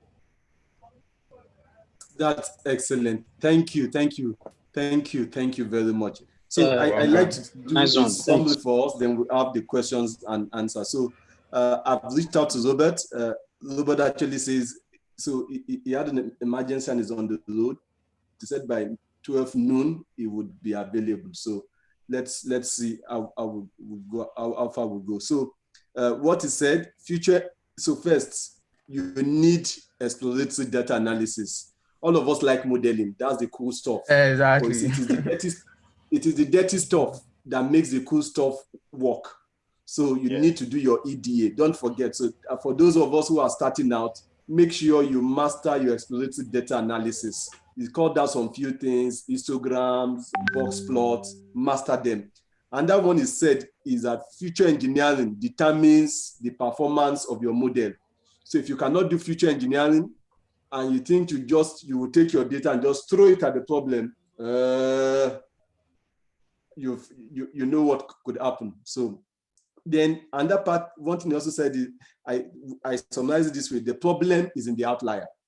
If you can undo your outlier correctly, not forgetting what Ayo said about the fact that, and others, about the fact that you need to know the problem you're trying to solve. Someone says you need to become one with the data and determine how best to undo the outlier. The outlier can obviously take you off course. And there's this part I like most. Excel is still king. Excel is still Baba. When Python can no longer help you, or maybe because of skill set issues or R, Excel is still available. It will come to the rescue. So I tell people sometimes, people come to me and say, what skill set do I learn? And I tell them, go and learn Excel very well. The person's looking at me and saying, so people are talking Python, people are talking R, and you're telling me Excel. So I'll open the floor and for us to ask questions. And then Ahmad, I know Ahmad is on the call. You should start getting set to make his presentation. So please, the floor is open. Questions, what questions do you have for the participants of the Python at Home Challenge alongside for technical? Someone already is asking, when is the next Python at Home Challenge? Let me just quickly lend a voice to this. The Python at Home Challenge was not only a challenge for the participants, it was also a challenge for the organizers. It was a learning process for everybody, even for those of us that stood at the flanks. The conversations, the discussions were all learning process for everybody. So the floor is open. Let's go ahead and ask our questions. So if you have questions, just unmute yourself and speak, or go ahead and type it. Okay, someone is asking, what's the URL of the web app? Do you still have the web app running, or have you shut it down for money's sake? I have it. I'll drop it in the chat section. Wow, thank you very much. And then if you want to partner with them to make it better and then go commercial, I'm sure they'll be very interested. Am I correct? Yeah. Yes. Yeah. Okay. Also, may I make a suggestion? Let's have your questions, please. Okay. May I make a suggestion? Go ahead. Okay, so this Chukudum here, I just wanted to say, well done. This is really awesome, especially because of the real life bent to it. A recommendation could be if the organizers and or the participants can consider writing a Medium article detailing the different steps they took, how they use Beautiful Soup, all the other things they used, what influenced their choice of machine learning algorithm. If one or two or all the winners, including the organizers, can write detailed Medium articles on this same topic, it will also increase, the visibility that, both for yourself and, for the African community as a whole. Well done, guys. Yeah, fantastic. Yes, it will be considered. Thank you very much. That's a fantastic suggestion. So do we have questions?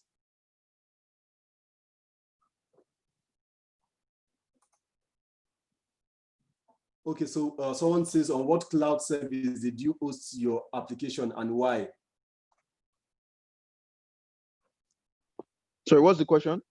On what cloud service did you host your application and why? Your app and why? Okay, Temi, do you want to handle that question? Okay, yeah, I'm here.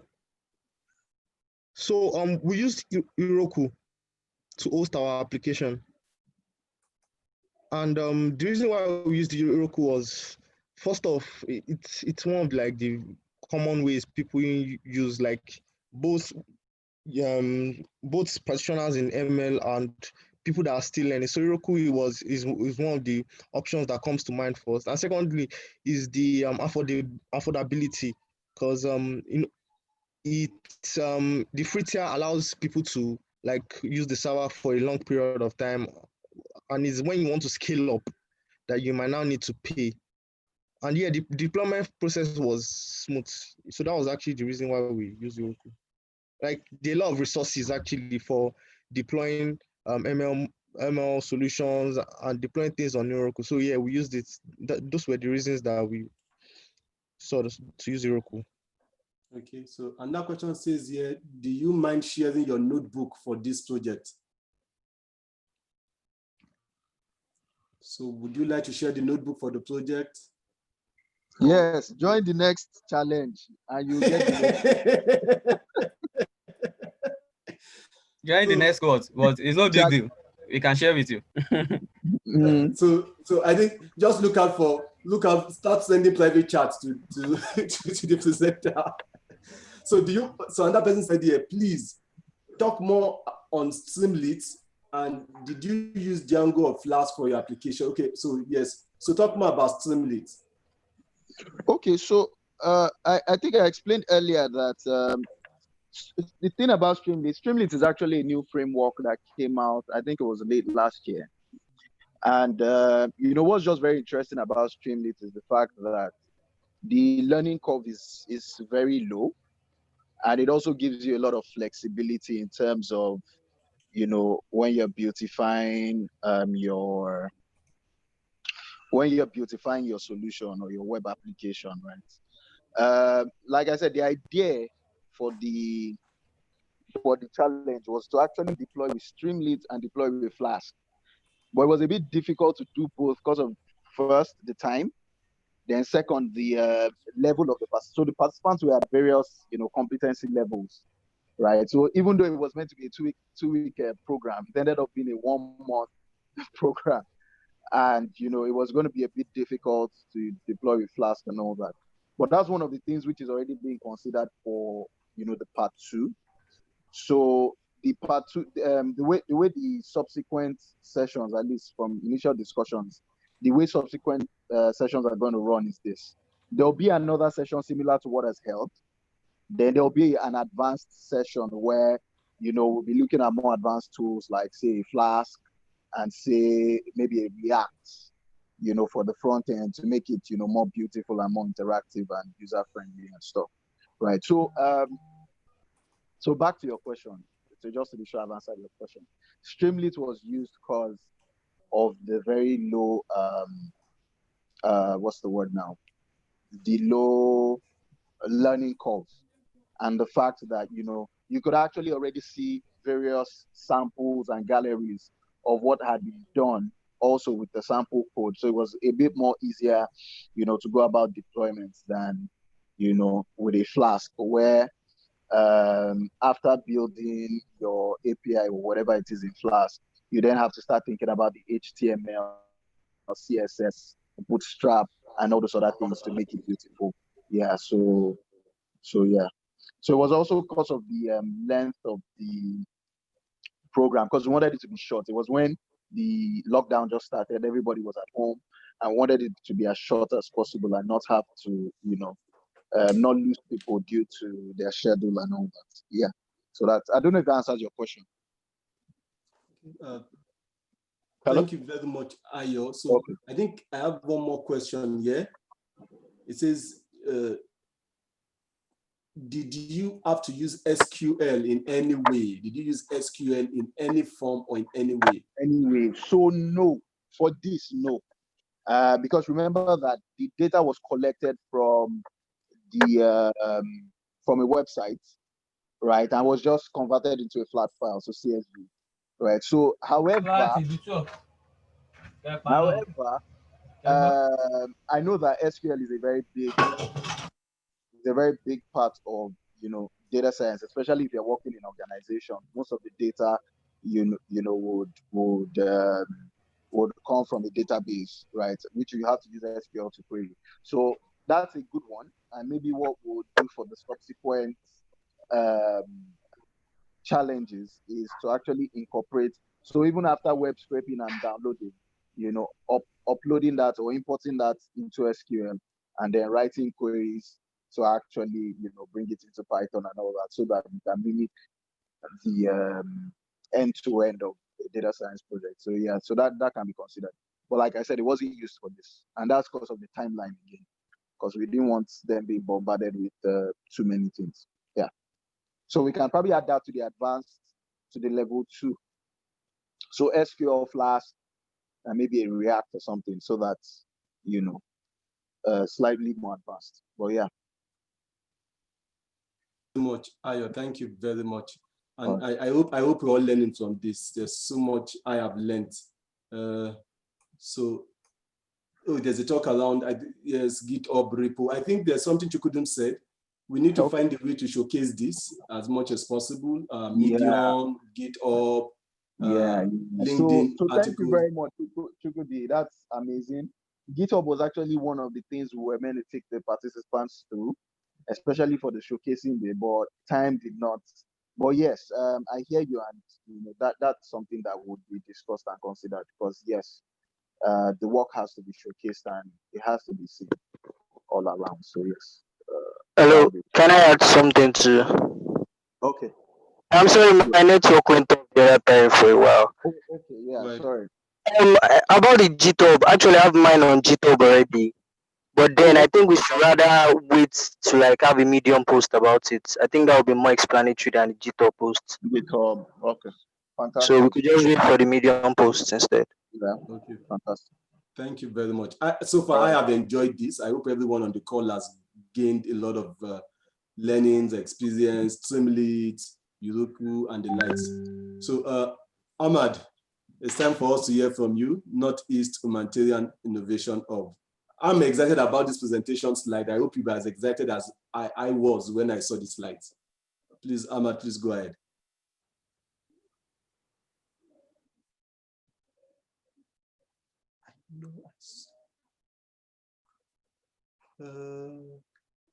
Can I confirm if you're still? I know I saw you come in. Yes, Ahmad, you're muted. You probably need to unmute.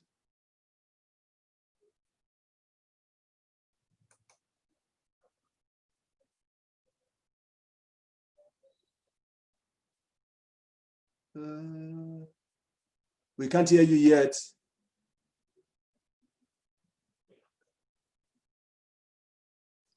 So please bear with us. These are some of the things we experience when it comes to virtual meetings. But so I know you're on the call, Ahmad.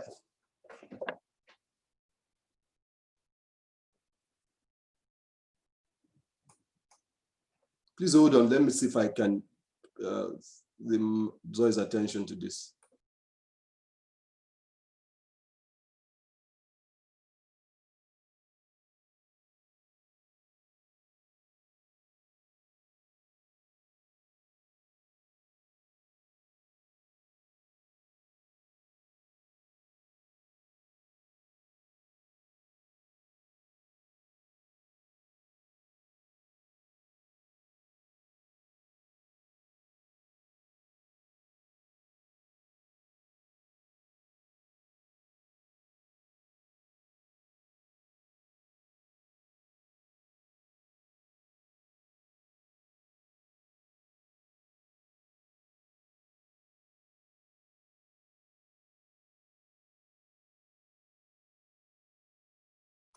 Hello.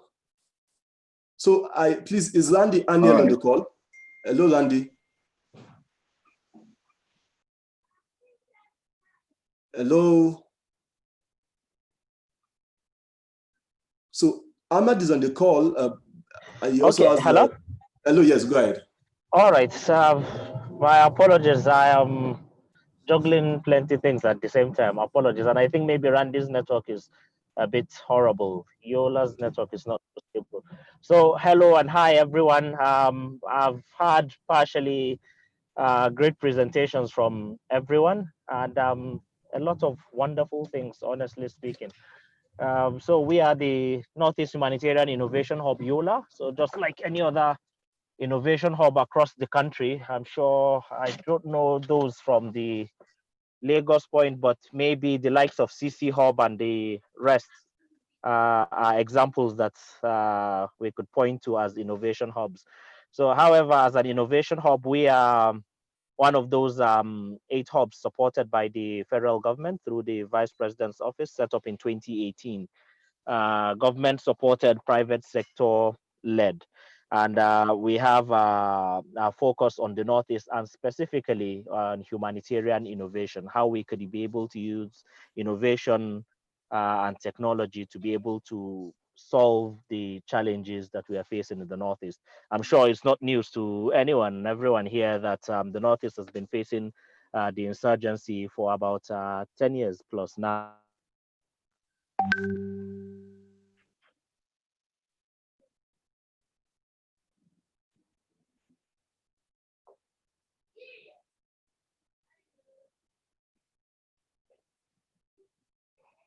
We've lost him briefly. Okay.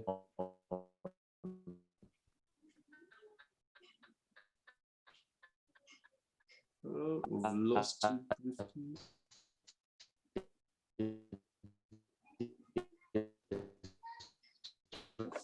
So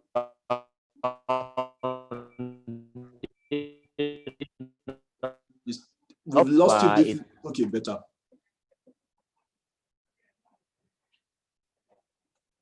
It seems we've lost him briefly, so would hold on for him to get back in.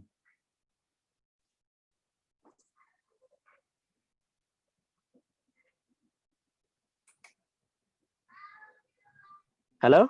Hello, go ahead. We lost you briefly. I'm sure it's the network. Sorry, guys. Yeah, please. My apologies. Okay, so we're focusing on humanitarian innovation to see how we could utilize technology and innovation to solve the challenges of the Northeast.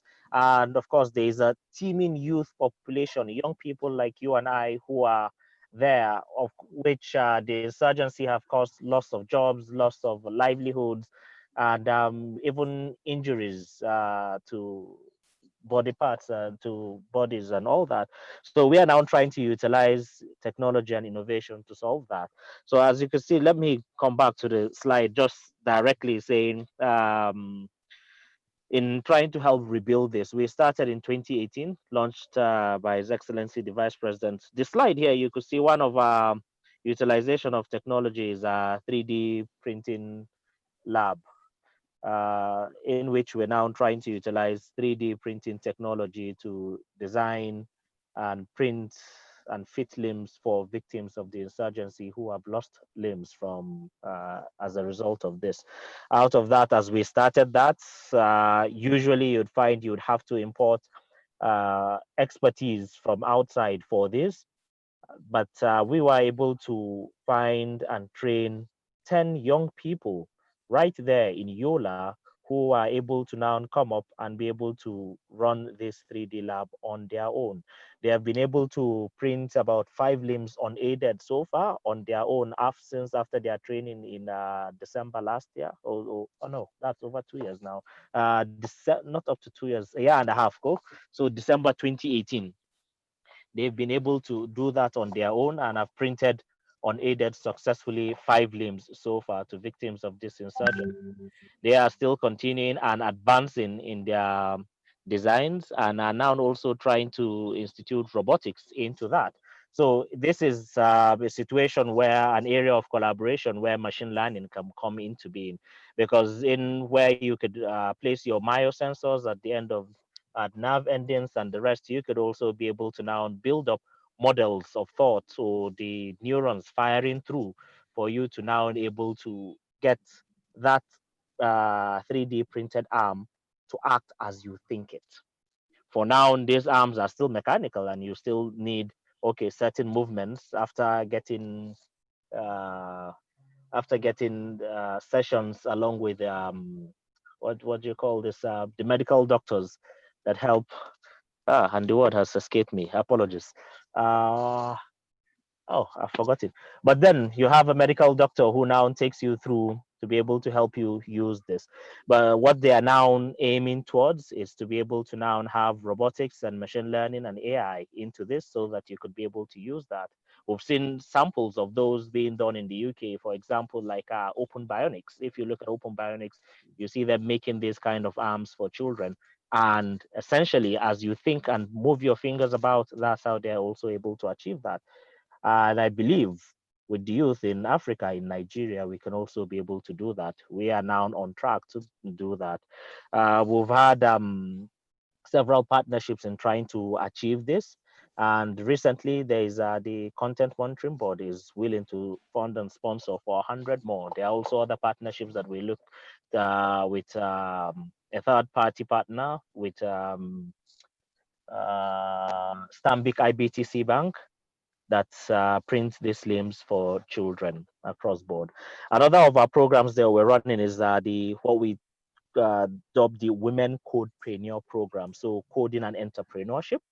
And of course, globally, there's the gender gap in technology, but especially in Nigeria and Northern Nigeria, especially there's that gender gap in technology. There are cultural reasons attached to that. There is also just probably lack of awareness in that. So we started this program in partnership with Cisco, and last year we were able to do our first we'll call it a pilot project, or just the learning curve to do for 100 in Yola. We've been able to do that successfully, and we've had a couple of these young women come up with their own apps, because the training is, and I've forgotten who particularly, apologies, I'm not very good with names, was mentioning that if you're going to take on machine learning or any project or coding, try to ensure that you are applying your real life situations. So some of these women for the last year's cohort were able to come up with this to be able to build up e-commerce sites or applications for their little clusters for fish farming, for those who are into selling of items in the market, and all the rest were able to now create that and grow. There were those who now advanced, the more advanced stage, now built up an app to be able to link rural farmers to main markets, whereby they could be able to have logistics people in knowing where to go to pick up such and such produce and which market to be able to deliver it to. So you don't have a demand surplus, or you don't have a supply surplus at one end, at either end of it. So this year we have started, and still in partnership with Cisco and with support from the newly created Ministry of Humanitarian Affairs, we're looking to do that for 6,000 women across the 6 states of the Northeast, 1,000 each. That's also in collaboration with the respective state governments. Across board, when they finish, the best of the best in that cohort of 6,000 is now where we could be able to get those who are advanced level to go into stuff like high-end data science, AI, machine learning, and the rest of it. So going on, let me not drag on too much. So going on, VR, we also did virtual reality to tell the stories. A lot of us may have not been to the Northeast, and we hear, varying wild stories about that. I've had friends who had never been, but then their perspective changed when they were able to visit the Northeast. And so we now looked at that, and in trying to utilize technology to tell the story, now came up, rather than just your regular two-dimensional films that you see on TV, let's make it virtual reality. Let it be as good as you being there. So in 2018, we launched the first one, which was dubbed a day in Bakassi. There's a camp called Bakassi IDP camp in Maiduguri, and that highlighted and showed the life of a boy typically on any typical day from morning till night, and how he goes about his day, the challenges he faces and everything, just to be able to now tell that story for everyone to be able to see that human angle. After that, we now launched a second one, which we did for Chibok. And that was, it came at about the point coinciding with 5 years after the abduction of the Chibok girls. So we went to Chibok with the VR team in partnership with the startup doing the VR is called VR 360 Stories. And they were able to now spend a couple of days in Chibok, followed the lives of the mothers who had lost their daughters in Chibok. For those who, some of those daughters have been returned in the negotiations with the government, others are still missing, have still not returned. And so that was now dubbed Daughters of Chibok. We had put that in and it came out wonderfully well, showcased in Abuja, even Lagos. I think in Lagos, the showcase was at random places to random people out in the street, just to get it as far as possible. But we also now put in and applied to the Venice Film Festival for the VR linear category, of which I think only 12 were selected. This was the only film selected from Africa, and it went ahead to win the Lion Award for VR top film in that category in September last year. This reinforces the fact that we can do this by ourselves, funded by ourselves, tell our own stories. Africans for Africans by Africans, because the entire story, the expertise needed in it, and the showcase entirely was done by us, by Africans, by people like you and I, young people like you and I here. Funding was fully African, technology was fully African, or at least technical expertise, right? Since VR is a borrowed technology. But this now goes ahead to reinforce that, look, we could be able to do this and tell our stories ourselves, utilizing such technology rather than waiting for others to do it for us. So this has gone ahead to reinforce this, and absolutely we'll now continue on this. Now get to train, just like we did for the 3D lab, to be able to now train young people in having to utilize virtual reality to be able to tell stories, and not just tell stories. In the days of COVID right now, you could decide to have virtual meeting rooms. Of course, you could be able to now put everything together and have, a virtual feel of anything and everything. We are meeting now virtually, but if you want the added feeling of being in that space at the same time, I'm sure museums, I think I've heard, are looking towards giving people virtual towers. So, and this is utilizing virtual reality. So I'm sure if we could do this in the Northeast, we can, it's just going ahead to reinforce that we could do this even further across board. Next slide, please. I think I've ranted too much, right? So possible areas of collaboration, just as I said, our robotic arms and our 3D robotics 3D printing lab. Those are possible areas of collaboration in which we could all come together. The interns at the 3D lab who have learned this, they've started from scratch, but then as they are looking to continue and get better and better, this is where collaboration can always come in, and we can always look to improve. In fact, the 3D lab is running what we call a robotics for kids, young robotics academy, because we're doing that for secondary schools across Yola. We've started in Adamawa State for now, but we're going to now expand into Borno, Gombe, and the rest of the Northeast states, in which that school participated in a robotics competition this year. And you could see how much more that they are now getting aware of this technology existing and how they can utilize it to be able to solve challenges that they are facing. So it's not just doing it for this category of young people, but young people grow really fast. So you have those coming up from secondary schools to begin to interact with this, get more conversant with this, and can come up with solutions as they go forward. Please, next one. Oh, is that the end of my slide? Hello? Hello? Mr. Bayo, do you mind taking the host's right again. It looks like someone mistakenly took the host right.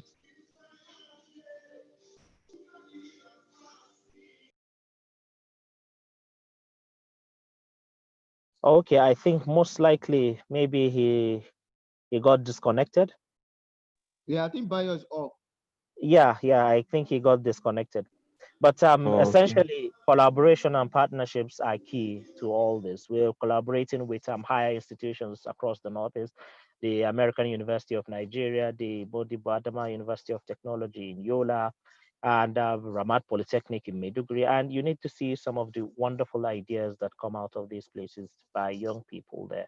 What we're looking to do is support this kind of initiatives and be able to get young people to be able to actualize their dreams and come up with solutions that we face in our own societies rather than waiting or having to copy and paste from elsewhere. So let me not rant too much, but essentially mentorship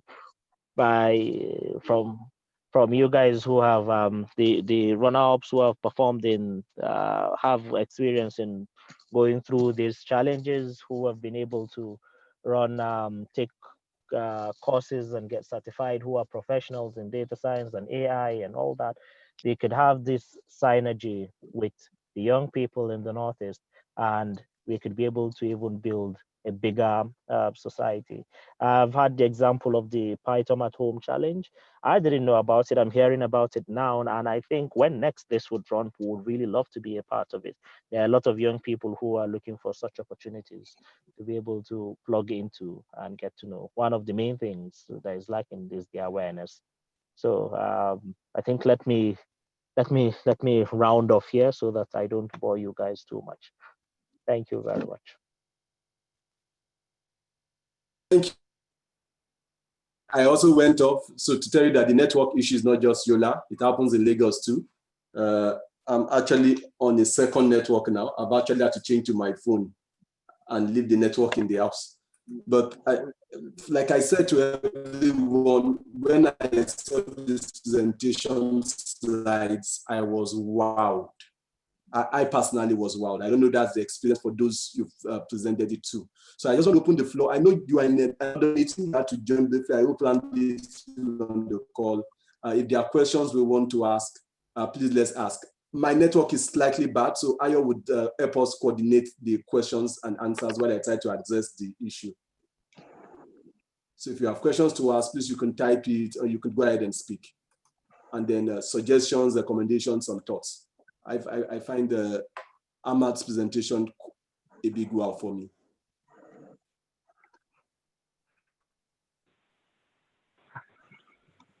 Hello. So, hello. This is Robert. Oh wow, Robert!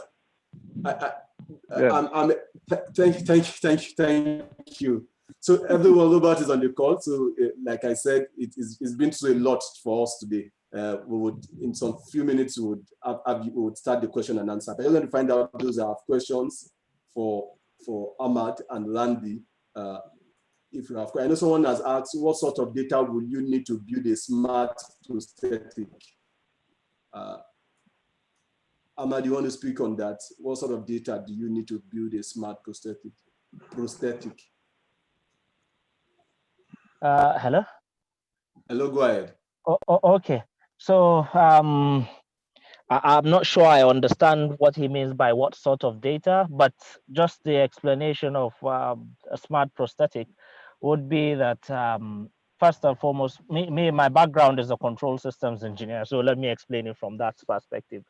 First and foremost, you need to now take data or the data from your sensors, the myosensors that you would attach at the nerve endings and muscle endings for wherever the victims or the patient's, the recipient's limb has been amputated.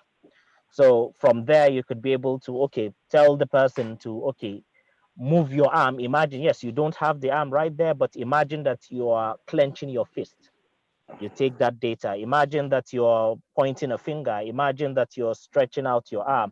So all that, a lot of all these motor functionalities they imagine and make sure they are trying to do that, at least as they imagine.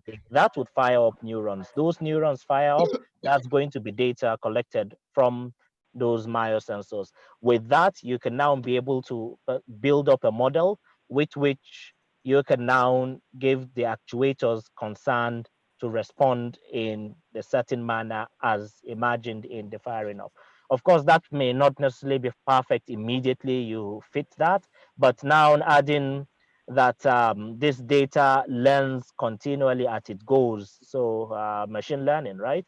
It continually learns and improves on that data as it goes, then would now be able to now smoothen it out and make it so much easier. So I'm not sure if I answered the question, or I don't know if that answers what kind of data would be required to run to build a smart prosthetic. So Ahmed, thanks a lot. I have some thoughts, but would come back.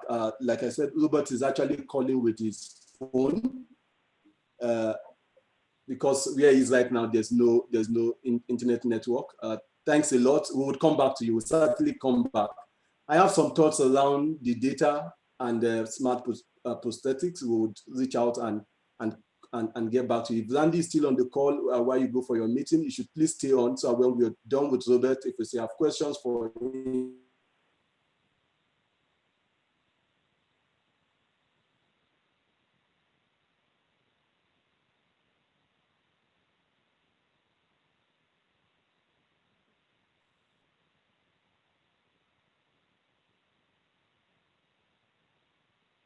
No. Volume of water abstracted minus volume of water produced. Hello? Are we still connected? Yes, we are. Yeah. Okay. So, okay. Robert, I think maybe stopped, he wanted you hearing. to begin. So, okay, so we're running blind here, meaning that I don't have a screen, so I can't see what's going on. So under the circumstances, we were going to do kind of a Q&A in which he might ask a question and then I could talk about it. Unfortunately, I'm away from the internet, so I can't access slides. I also cannot see what's being projected or what's being asked or any chat.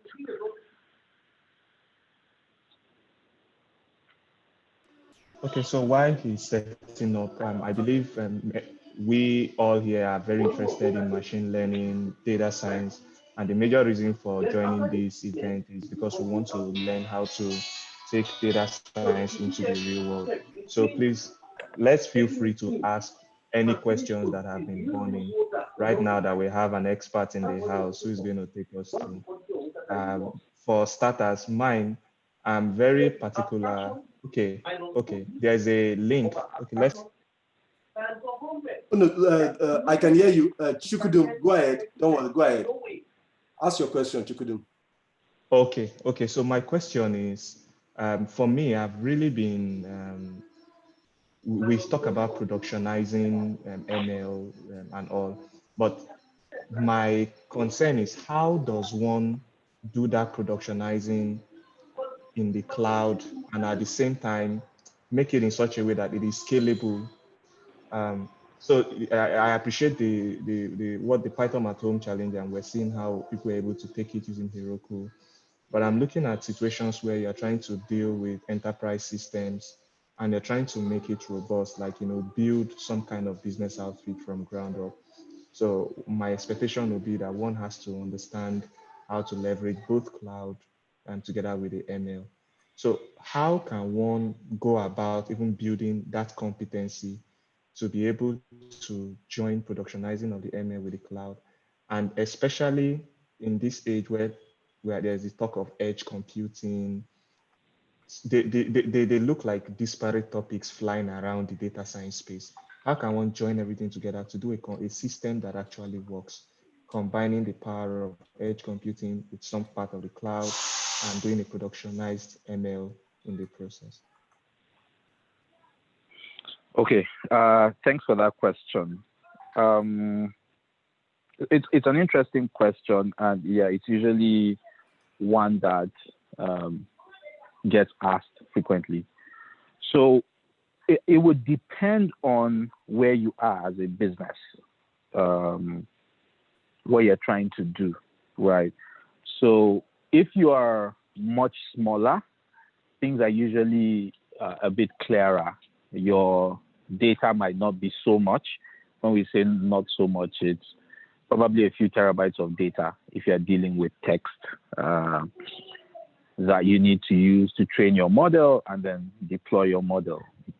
Now, usually, again, it might not be one model. So a lot of the time, when we say a model, it might be broken down into multiple models that then constitute a pipeline. For instance, if what you're doing is in the area of natural language processing, there might be a model for language detection. There might be another model for speech detection. There might be another model for actually figuring out the intent of the of that speech. Now, we're even talking about remote inference now. If you're talking about edge computing, you have the models that you put on your edge devices. When you become larger, the task becomes more complicated. Now you have more data. Usually the data is streaming. It's not batched now in this case. So it's not just data at rest that you pick up and use for training your models. You will now have to factor in what's called a training serving queue into your pipeline. And a training serving queue is essentially saying that data has characteristics. So half of the task in data science and in machine learning is actually figuring out the characteristics of your data and using those characteristics to come up with your model. And your model actually is just a mathematical tensor, a multidimensional matrix, depending on what it is. But it's a bunch of numbers that you use for some arithmetic. So now, in a streaming system, in a large enterprise system, you might be dealing with data that has characteristics that change over time. So in that sort of scenario, there's usually a pipeline that is introduced. Now, my specialization is TensorFlow. There are other numerical computation libraries. So in the research field, people make use of PyTorch and some other libraries that are out there. But mine is TensorFlow. Now, TensorFlow in itself is usually focused with training the models, but there's TensorFlow Extended, which you should look up, and that addresses the pipeline. So it gives you various tools for looking at your data, figuring out your training serving queue, for deploying your models, for retraining the models even as they are serving. So there's also TensorFlow Serving. TensorFlow Serving is what is used for deploying TensorFlow models in enterprise systems. On the Google Cloud Platform, there's an implementation of TensorFlow Serving under the AI platform. So if you access the Google Cloud Platform and you scroll down the menu towards the bottom, you'll find the AI platform. So the simple answer is that TensorFlow Extended is what you're looking for in terms of that enterprise deployment, yes.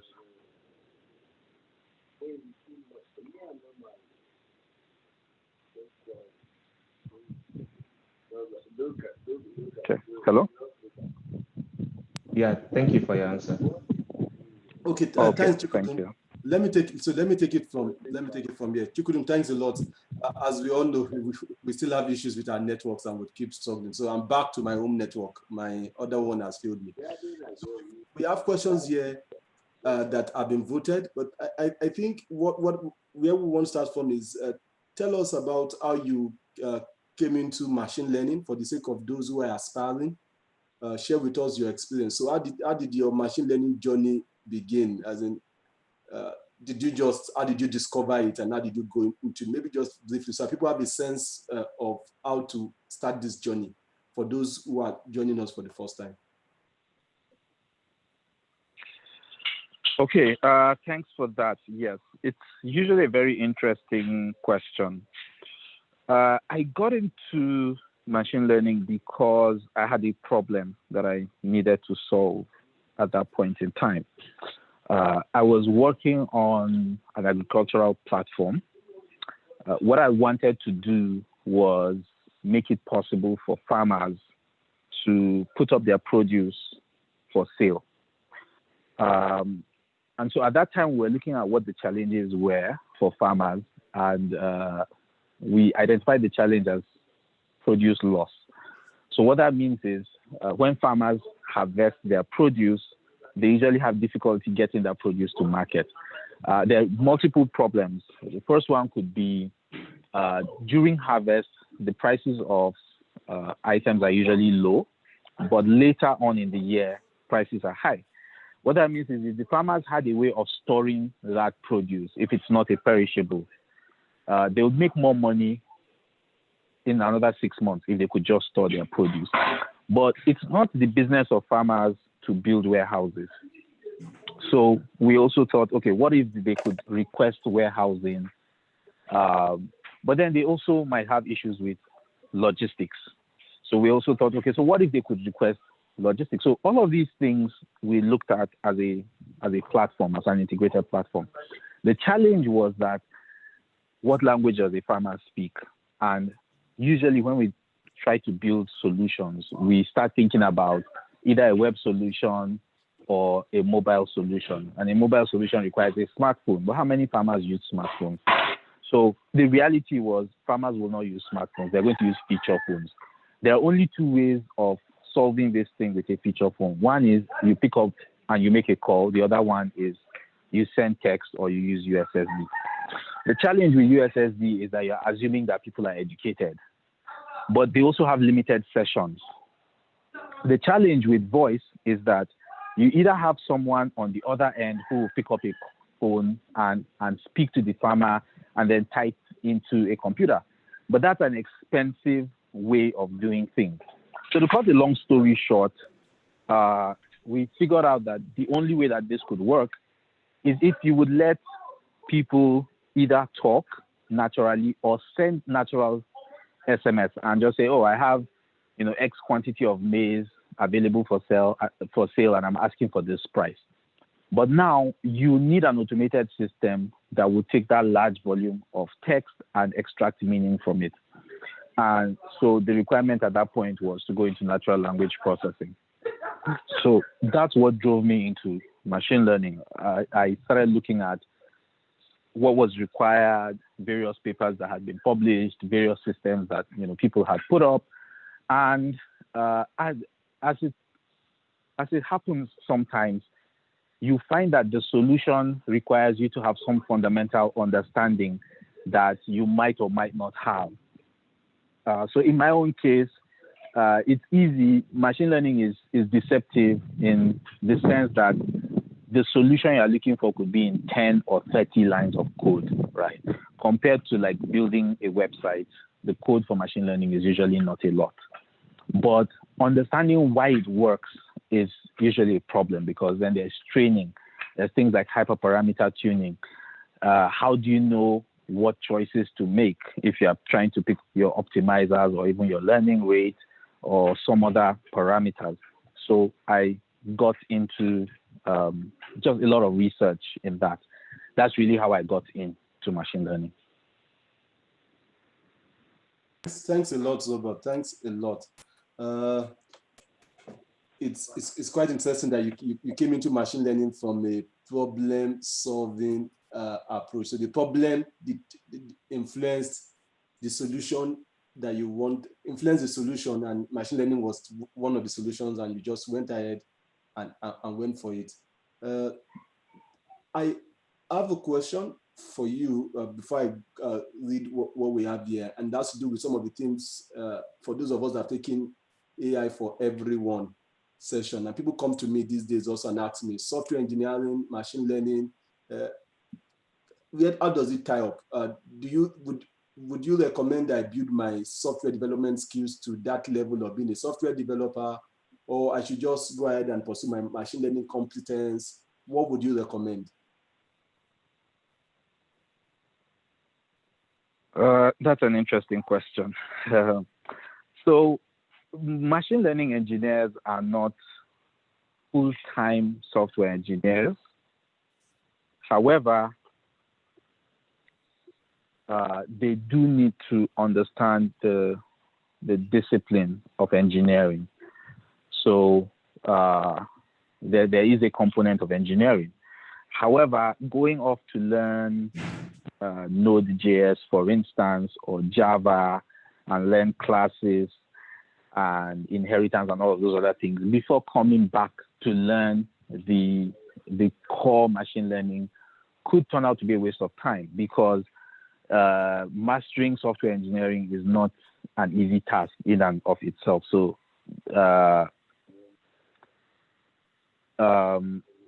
software engineering is not something that you master in 6 months and then you come back and start learning machine learning.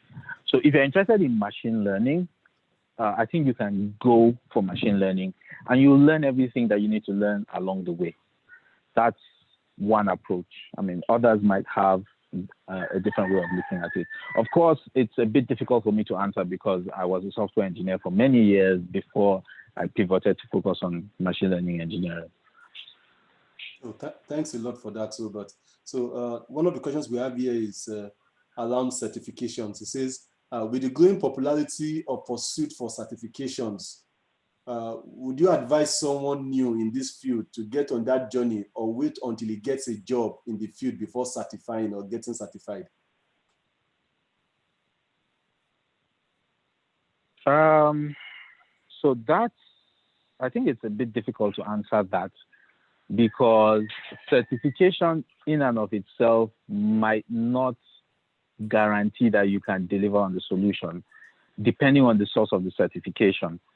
So if you take a Udacity Nano degree, for example, it's kind of different, because I think nowadays they require you to do a bunch of projects, and those projects are things that you showcase and prove that you have the required experience. Prove that you have the required experience, right?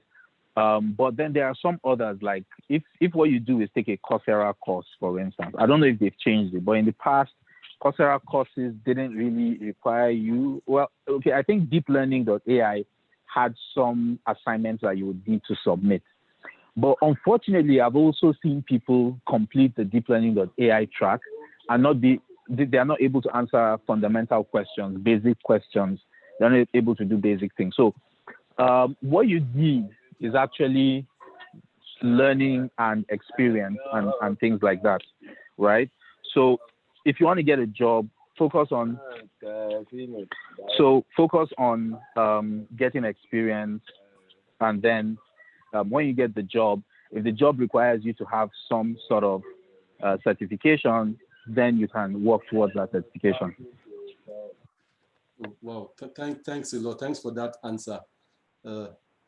So someone also asks here, can you help with the core competencies to develop as a starting data scientist or ML professional? We appreciate a stepwise directive. Thank you.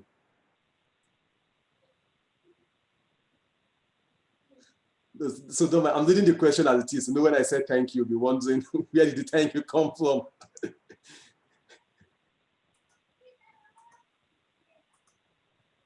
Hello, Robert. Sorry, Bayo, did you ask a question? Yeah, sorry, I didn't catch so don't that. mind me. I read the thank you also. I shouldn't have read the thank you.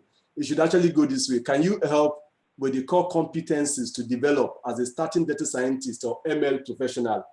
We'll appreciate a stepwise directive.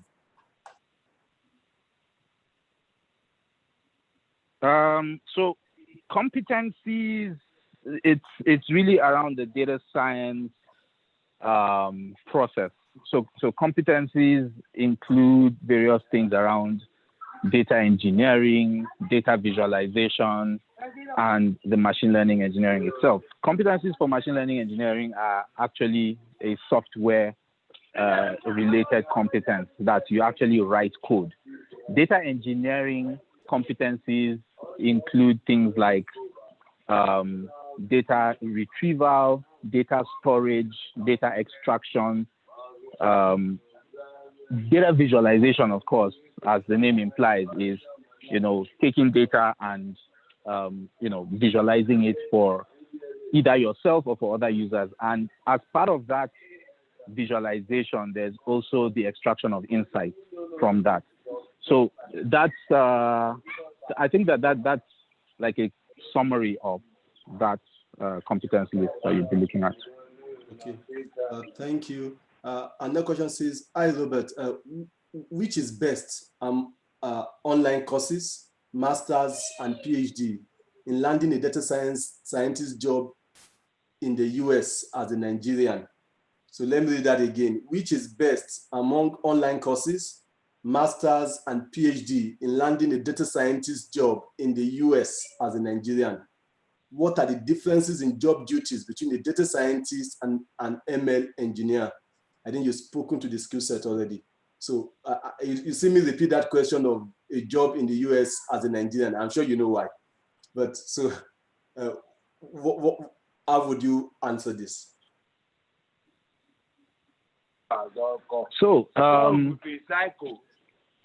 So it depends on what you want to do.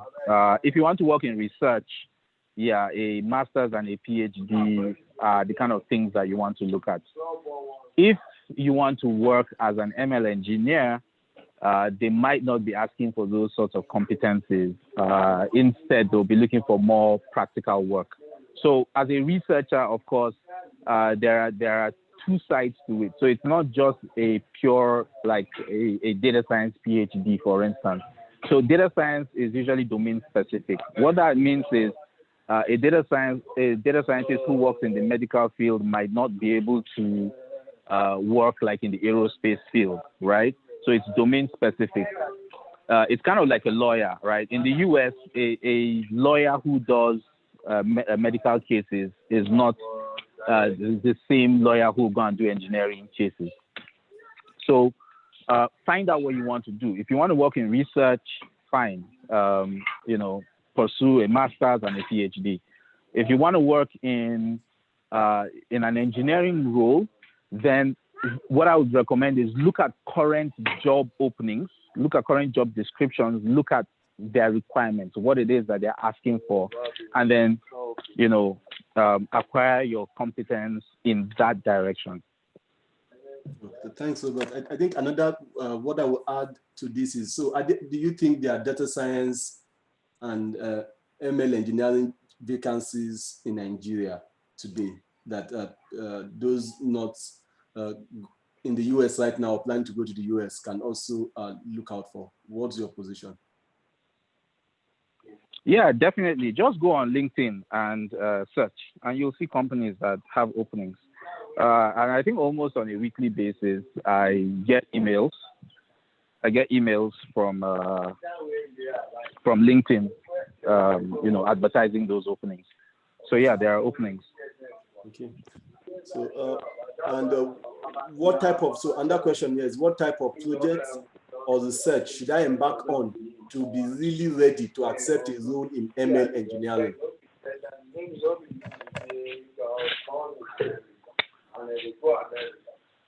So again, you should look at the current job openings. The current job openings will tell you what sort of experience they are looking at. The other thing, like I said, is you could just try to acquire practical competence.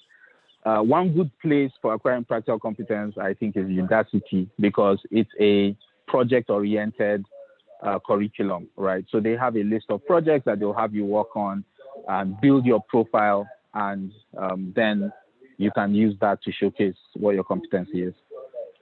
Okay, thank you very much. Thank you very much.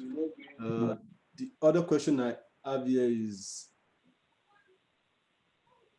how is a typical day of an ML expert like yourself? So how's your typical work day? How does work look like? What does it mean to be an ML expert?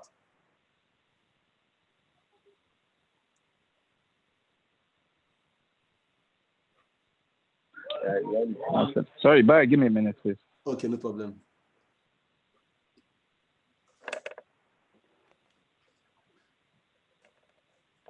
Okay, so a typical work day is not counted in 24 hours, unfortunately.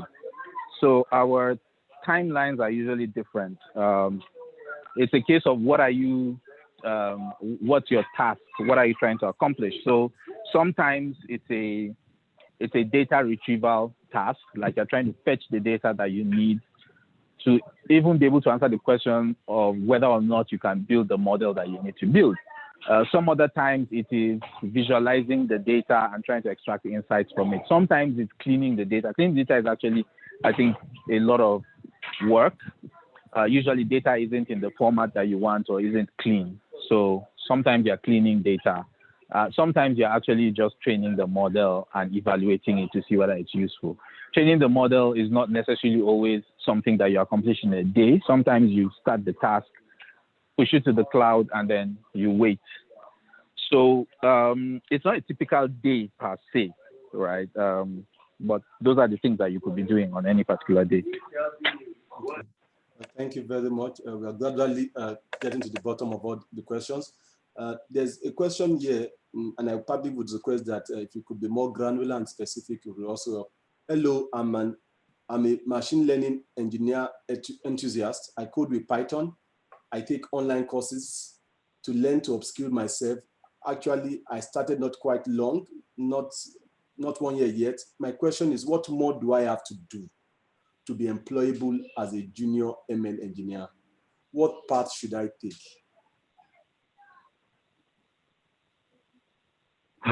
So the thing is, you are probably doing too much as opposed to what more should you do. So the thing is, you should know, if you know one thing, you should know it well enough. Machine learning has algorithms. If you want to work as a machine learning engineer, you should be able to demonstrate an understanding of at least one algorithm. So unfortunately, what I've seen is people send in their CVs and then they mention a lot of things. So they say, they've worked with linear regression, they've worked with support vector machines, they've worked with convolutional neural networks. And then you say, okay, so tell me, what is a support vector machine? And then they get lost at that point. So as opposed to doing multiple courses, find one course that goes in depth and teaches you, even if it is one thing. And if all you're able to say is, I know one thing, but I know it well, whoever is hiring you knows that even if what they need you to do is not that competence that you've developed, you've shown that you are able to develop a competence deeply. So they will be happy to bring you on and give you time to learn the new thing that you need to work on. That's quite insightful. Oh, let me repeat what you said for everyone.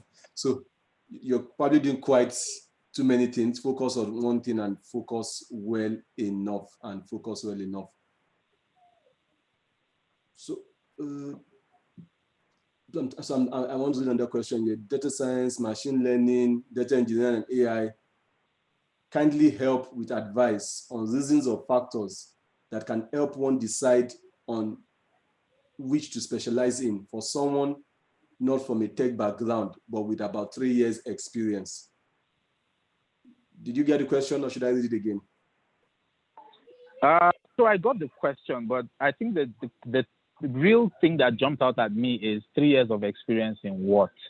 Now, my advice to anybody is do what interests you.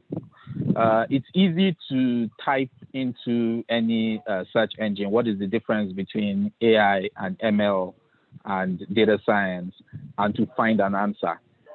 But the question is, what interests you, right? So an interest, really, the answer should not be, whatever has the biggest salary. Yeah, I know sometimes in Africa, realistically, people want to look at that. But the truth is, if you look at the people who have top jobs in machine learning today, Machine learning was not a thing 10 years ago or 15 years ago when they were all pursuing their specializations in that field. So they didn't go into that field because it had a large salary. They went into that field because it was what interested them. So it might surprise you that people go and study physics because it's what interests them, or people go and study mathematics because it's what interests them. If they happen to make a lot of money along the way, well, all well and good. But if not, they still have a fulfilled life.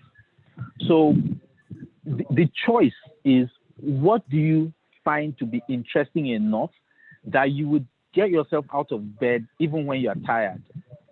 You know, because sometimes you have to work on a problem for an extended period of time, and eventually you find that, you know, you're exhausted, you're not arriving at the solution, you need to keep hammering away at it. Some tasks take months to solve. So do you have the resilience to keep working at whatever it is that you choose to work at? That's my advice for taking a choice. Thank you very much. I have a question here on the chat, and from your experience, which companies or what companies in Nigeria deal with big data? Are there opportunities in Nigeria ecosystem for within organizations around big data, or is it just a lot of noise? What's your take? So I think that the answer to that is, do you know what big data is? Because if you know what big data is, you will know the companies that are dealing with big data. So what exactly is the definition of big data? How is big data generated? Okay, who are the companies that you know are doing things that generate the volume of data that we're talking about? So it's not hypothetical. You need to answer for yourself, right? If you want to work in the field of big data, so do you understand databases? What is the database that can handle big data? I can give you a pointer. It's not MySQL. MySQL is not a petabyte scale database, for example. So if you want to talk big data, you're probably talking things like Apache Cassandra or some other databases that are at that level. So what sort of data would you be storing inside of it? Okay, what sort of companies generate that sort of data? That's the answer to your question. I don't want to give you a simple answer and start mentioning A, B, and C, because you send a proposal in there and you probably not get a response. Again, the funny thing is, LinkedIn is your friend. A lot of people have either no LinkedIn profile or very terrible LinkedIn profiles. LinkedIn has a lot of sections. There are project sections, there are publication sections, all sorts of things. So if you write about big data and technologies around it, if you showcase projects around it, if you even have some work experience, or even if you don't have work experience, something that ties you to big data, I can assure you, when companies are looking for people with that sort of competence, you will automatically see it. I don't have a professional subscription on LinkedIn. I have the same subscription that every other person has. But I can assure you that every week I get an email that says these companies are hiring for competencies that match your profile. Be the first to apply. But it's just because of my LinkedIn profile. It has nothing to do, it's not like their recruiters are targeting me. Yeah, sometimes I do get targeted emails and things, but that's the answer, right? Like, if you show that you know what big data is, you will see the companies. So it's about being prepared. You know, there's this saying, preparation meets opportunity. Unfortunately, a lot of us are not prepared for the opportunity. So the opportunities pass us by. You won't even recognize the opportunity when it's passing you by, because you are not prepared. But I assure you, invest time, get prepared, and you'll be overwhelmed by the number of opportunities that exist out there. Wow. Thanks a lot. Thanks a lot. I know you're doing this over the phone, and all of this is volunteering. So I deeply and sincerely appreciate this. I think for some of us on the call, we want to find out. So, given your role as a Google machine learning expert, before you joined us today, we had conversations around the reports that came out, saying that showing where AI top researchers came from, and Africa as a continent was not in any form represented on that sheet. We even found countries like Iran on that sheet. As a Google ML expert, you meet with other ML experts in the world. What's your take on Africa, Nigeria? Do we have other Google ML experts in Nigeria? That's one. And then, what's your take? Do you think we're going up this competency as fast as we should? And then, are there opportunities for improvement? What would you recommend for us all to grow this competence?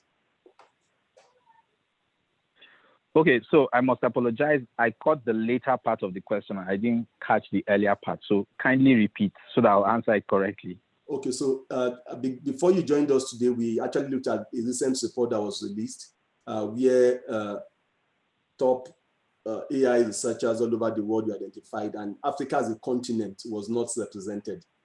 We even had countries like Iran on the list. Now, we know you're a Google ML expert, and you meet your fellow experts. So first question I want to ask is, one, do we have other Google ML experts in Nigeria? Secondly, do you think we're doing enough to grow this competence? What do you think is missing in our journey to grow our competence in becoming ML experts?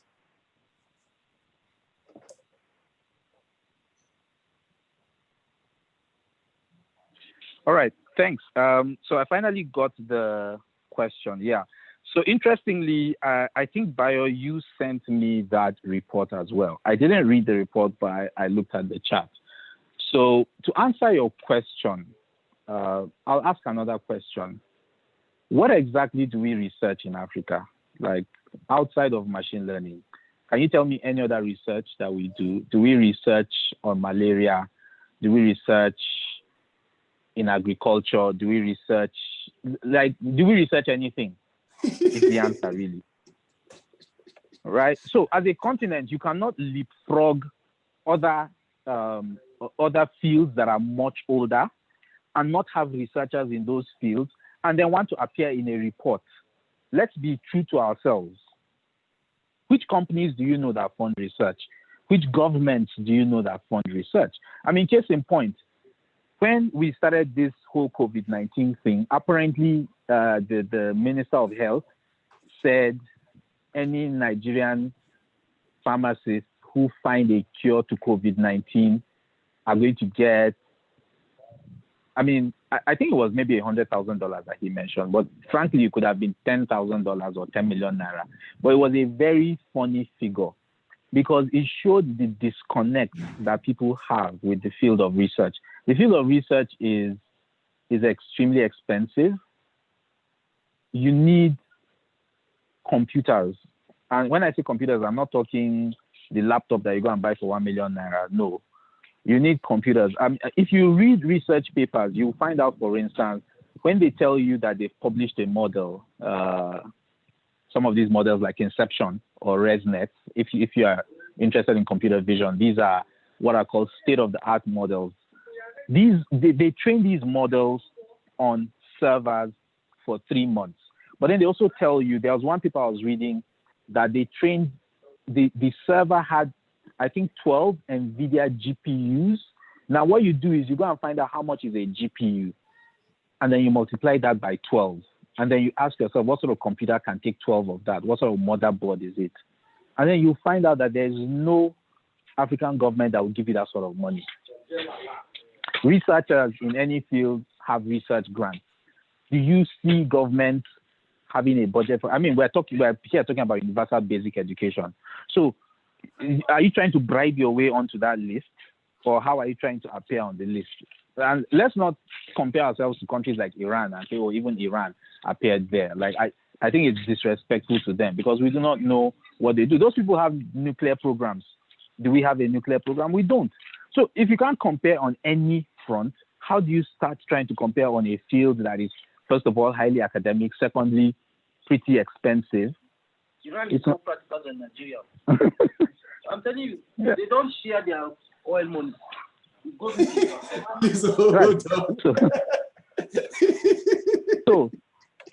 So there you have it. Now, are there other Google ML experts? So the there are two tracks in Google. There's a certification track, and then there's a developer experts track. The developer experts track is a recognition track for your contribution to the community while having expertise in that field. So it's kind of like people who organize communities. So kind of like the Yola DS is a community. If you organize something like that for an extended period of time, and then you demonstrate expertise in a particular Google technology, then you get recognized as a Google developer expert. In Nigeria, there are other Google developer experts, but they're not in the machine learning field. So there are experts in the Google Cloud platform. There are Android experts, web technologies experts, but not machine learning experts. So I think that answers the second question. Wow. Robert, you've done a lot. This is almost 1 hour over a local phone. So it's costing you a lot to give to this community. And this is not just what you do, it's what you've been doing over the years for the community. So I deeply appreciate this, and I'm sure everyone on the call that has stayed for the past almost 3 hours deeply appreciate this. I think one question I probably want to end with is, from your experience and over the years, what do you think as a lot of individuals are missing as they grow their competence? What would you advise? What do you think is missing? So we've had, I know you and I have had this conversation before, but I think it might be good for others to also hear it, even within our community. So this ecosystem has been around for, at least we have some systems that have been around for 3, 4, 5 years. And it seems like we're still hovering at the early beginnings of growing this competence. What do you think we are missing first as individuals? What do you think we are missing as a community? And what can we do about it? And I guess that would be the last question. So I don't offer your credit. All right, thanks. So I think what we're missing is the attitude that we bring to the field. So I studied computer science in the university. And unfortunately, computer science as a department was somewhere that people got sent to if their cutoff mark could not get them into medicine or engineering. So it was kind of like a dumping ground. And it's the same attitude you see where people say, oh, I'm an aeronautical engineer, but there are no jobs in the industry. Can I fall back on data science? And all sorts of funny questions. So when we had the conversation, Bayo, what I said was, this thing is a marathon. It's not a sprint. So I see people asking questions like, what can I learn in a month that will get me a job? What can I learn in 3 months that will get me a job? Forgetting that the actual applications of machine learning are not toys.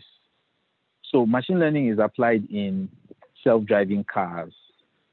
It's applied in disease detection, drug discovery, things like that. So I ask people, if you ask me, what can you learn in a month and get a job with Mercedes that will let you train a self-driving car? If your mother needed to go to the hospital, would you put her in a self-driving car that you developed in a month? If you needed to be diagnosed for a disease, would you make use of a model that someone who had only studied for a month developed?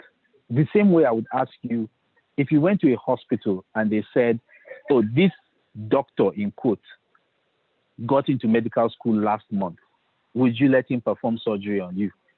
Would you take any prescription that he gives seriously? So the attitude that we bring to the field needs to change, which is, it is a long-term journey. It's not a short-term, it's not a sprint. Don't come with the attitude of, okay, if I study for 3 months, I'll get a job, I'll be fine, blah, blah, blah. No. In 3 months, you'll still probably be learning the fundamentals. There's the primary fundamentals of just believing that this thing works.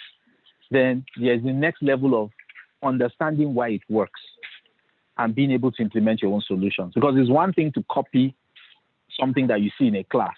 They say, put in these 3 lines of code, it will work. why is it working?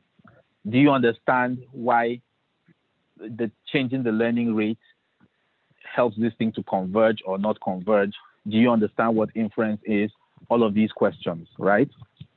So that's the attitude that we need to bring. As individuals, as a community, we need to come to the table understanding that this is a serious matter. A lot of the people that you see in the news today, they've been at this thing for decades. They didn't just start 3 years ago, right? So when you hear names like Andrew Ng was studying computers before his feet could touch the ground. There's a photograph of him in his father's computer lab. His feet could not touch the ground when he was on the computer. He was probably 7 or something, less than 10. Geoffrey Hinton, who is credited with, the advances that we've had with, I think, convolutional neural networks, he has been at this thing since the 70s. And back in the day, there wasn't a good salary. I mean, he was in Canada, nobody knew about him. When did we start hearing about him? In the 90s, right? A lot of these guys. So it's not a sprint. It's not a 3-month journey. It's a marathon. It's a long distance race. And you don't become a marathon runner overnight. There's extensive training, day in and day out. Someone told me marathon runners, the only thing they do is eat, sleep, and run. That's all they do, eat, sleep, run, right? So if you want to be really good at what you do, you're going to have to put in the sweat.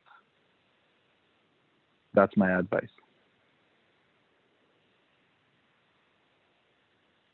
Thanks a lot. I won't take any more of your time. And I'm deeply grateful. Interestingly, there's one interesting thing. So the first time I met Robert, I found out that Robert finished from my school. And not only that he finished from my school, I'm sure we probably met. So I was in electrical and computer engineering, and Robert was in computer science. And we had, when I tried to place his face, I remember Peter and Paul. And I remember there used to be this slim young man that liked to, himself and Paul were trying to build their own paint using VB. And I still remember, his name is Robert. Isn't that same Robert? So Robert, let me confirm. Are you the same Robert? Or I'm talking of a different Robert? Hello, Robert. Did you hear Yeah, that? Bayo, same Robert. Yeah, So I heard you. Yeah. do you remember now? Exactly, yes. Yes. So that's to tell you that it's put skin in, it's called skin in the game. It's put in a lot of sweat equity over the years. And thanks a lot, Robert. I'm very grateful. I will still come back. We'll still come back and we'll keep asking our questions and we'll keep growing our community. Thanks a lot. And like I said, Robert had to call. He had a family emergency to attend to. Nevertheless, he's chosen to dial in at his own expense over a local network, calling a US line. That's to tell you how much people are giving to this community. So when you see someone become a Google ML expert, it's not more, it didn't just happen overnight. It's because they've committed themselves to this cause and to solving problems and also helping others to grow. So thanks a lot. So I'm going to request that we unmute ourselves briefly and just give Robert a round of applause to simply appreciate him. So please, can we give him a round of applause? And not just Robert, every other person today that has spoken, the 30 folks, guys from Mula. I look forward to this video. I'm impressed. Thank you, Robert. What is happening? Thank you very much. Everyone. Thank you, Robert. Like I said, right. Thanks a lot. Like I said, we didn't intend to get to 2 o'clock. Thank you, sir. What we want to do is what we've done so far. Please remember to fill up the attendance because that would allow you some discounted vouchers, learning vouchers from deeplearning.ai. Please don't miss that. If you want to join the WhatsApp group, I know that has been sent out. It's been sent out to some of us. You could also use the QR code to join. And please let the conversation continue and in our different communities. And Tech Noodles, we are waiting for the next Python at home challenge. But I really hope it's going to be Python at the office challenge. Many of us are tired of sitting at home. All right, Bayo. Thanks a lot. It's been a Thank you very pleasure. much, Thanks for the everyone. opportunity to call in and answer some questions. Thank you very much. All Thanks right. a lot. Have a Thank good you, day. everyone. So Yeah. everyone, All right. enjoy yourself. I hope you did enjoy yourself. That's what I hope you got value from this conversation. I Yes, really we did. got We a lot all of did. value, and I hope you got. So please, you can have your 1 hour back. Enjoy your Saturday. Let's go do something with all we've heard and be the best we can be. Thank you, everyone. And if you want feedback, comments, the WhatsApp group is still available. It will be sent out to you and you get the feedback. And very importantly, our folks that presented are actually getting free learning vouchers from deeplearning.ai. Our three presenters, that's Ibi, Jola, Omotunde, Yosola, Adekombi. So you would get your vouchers, I believe, latest before next week is over. And to keep growing your competence. Temi also, who also coordinated the challenge, you will be getting your vouchers. So it was a lot you've done. And then we have a textbook going to Ibi, Jola, Omotunde. Thank you, everyone. I hope you enjoyed yourself. Thank you. Thank you very much. We really appreciate it. It was a wonderful session. Like very, very, very, very Question. insightful. Okay, go ahead. I'm still on the call. Go ahead. Okay. Okay. What about the test for the female participants, Uncle? Has it been issued out?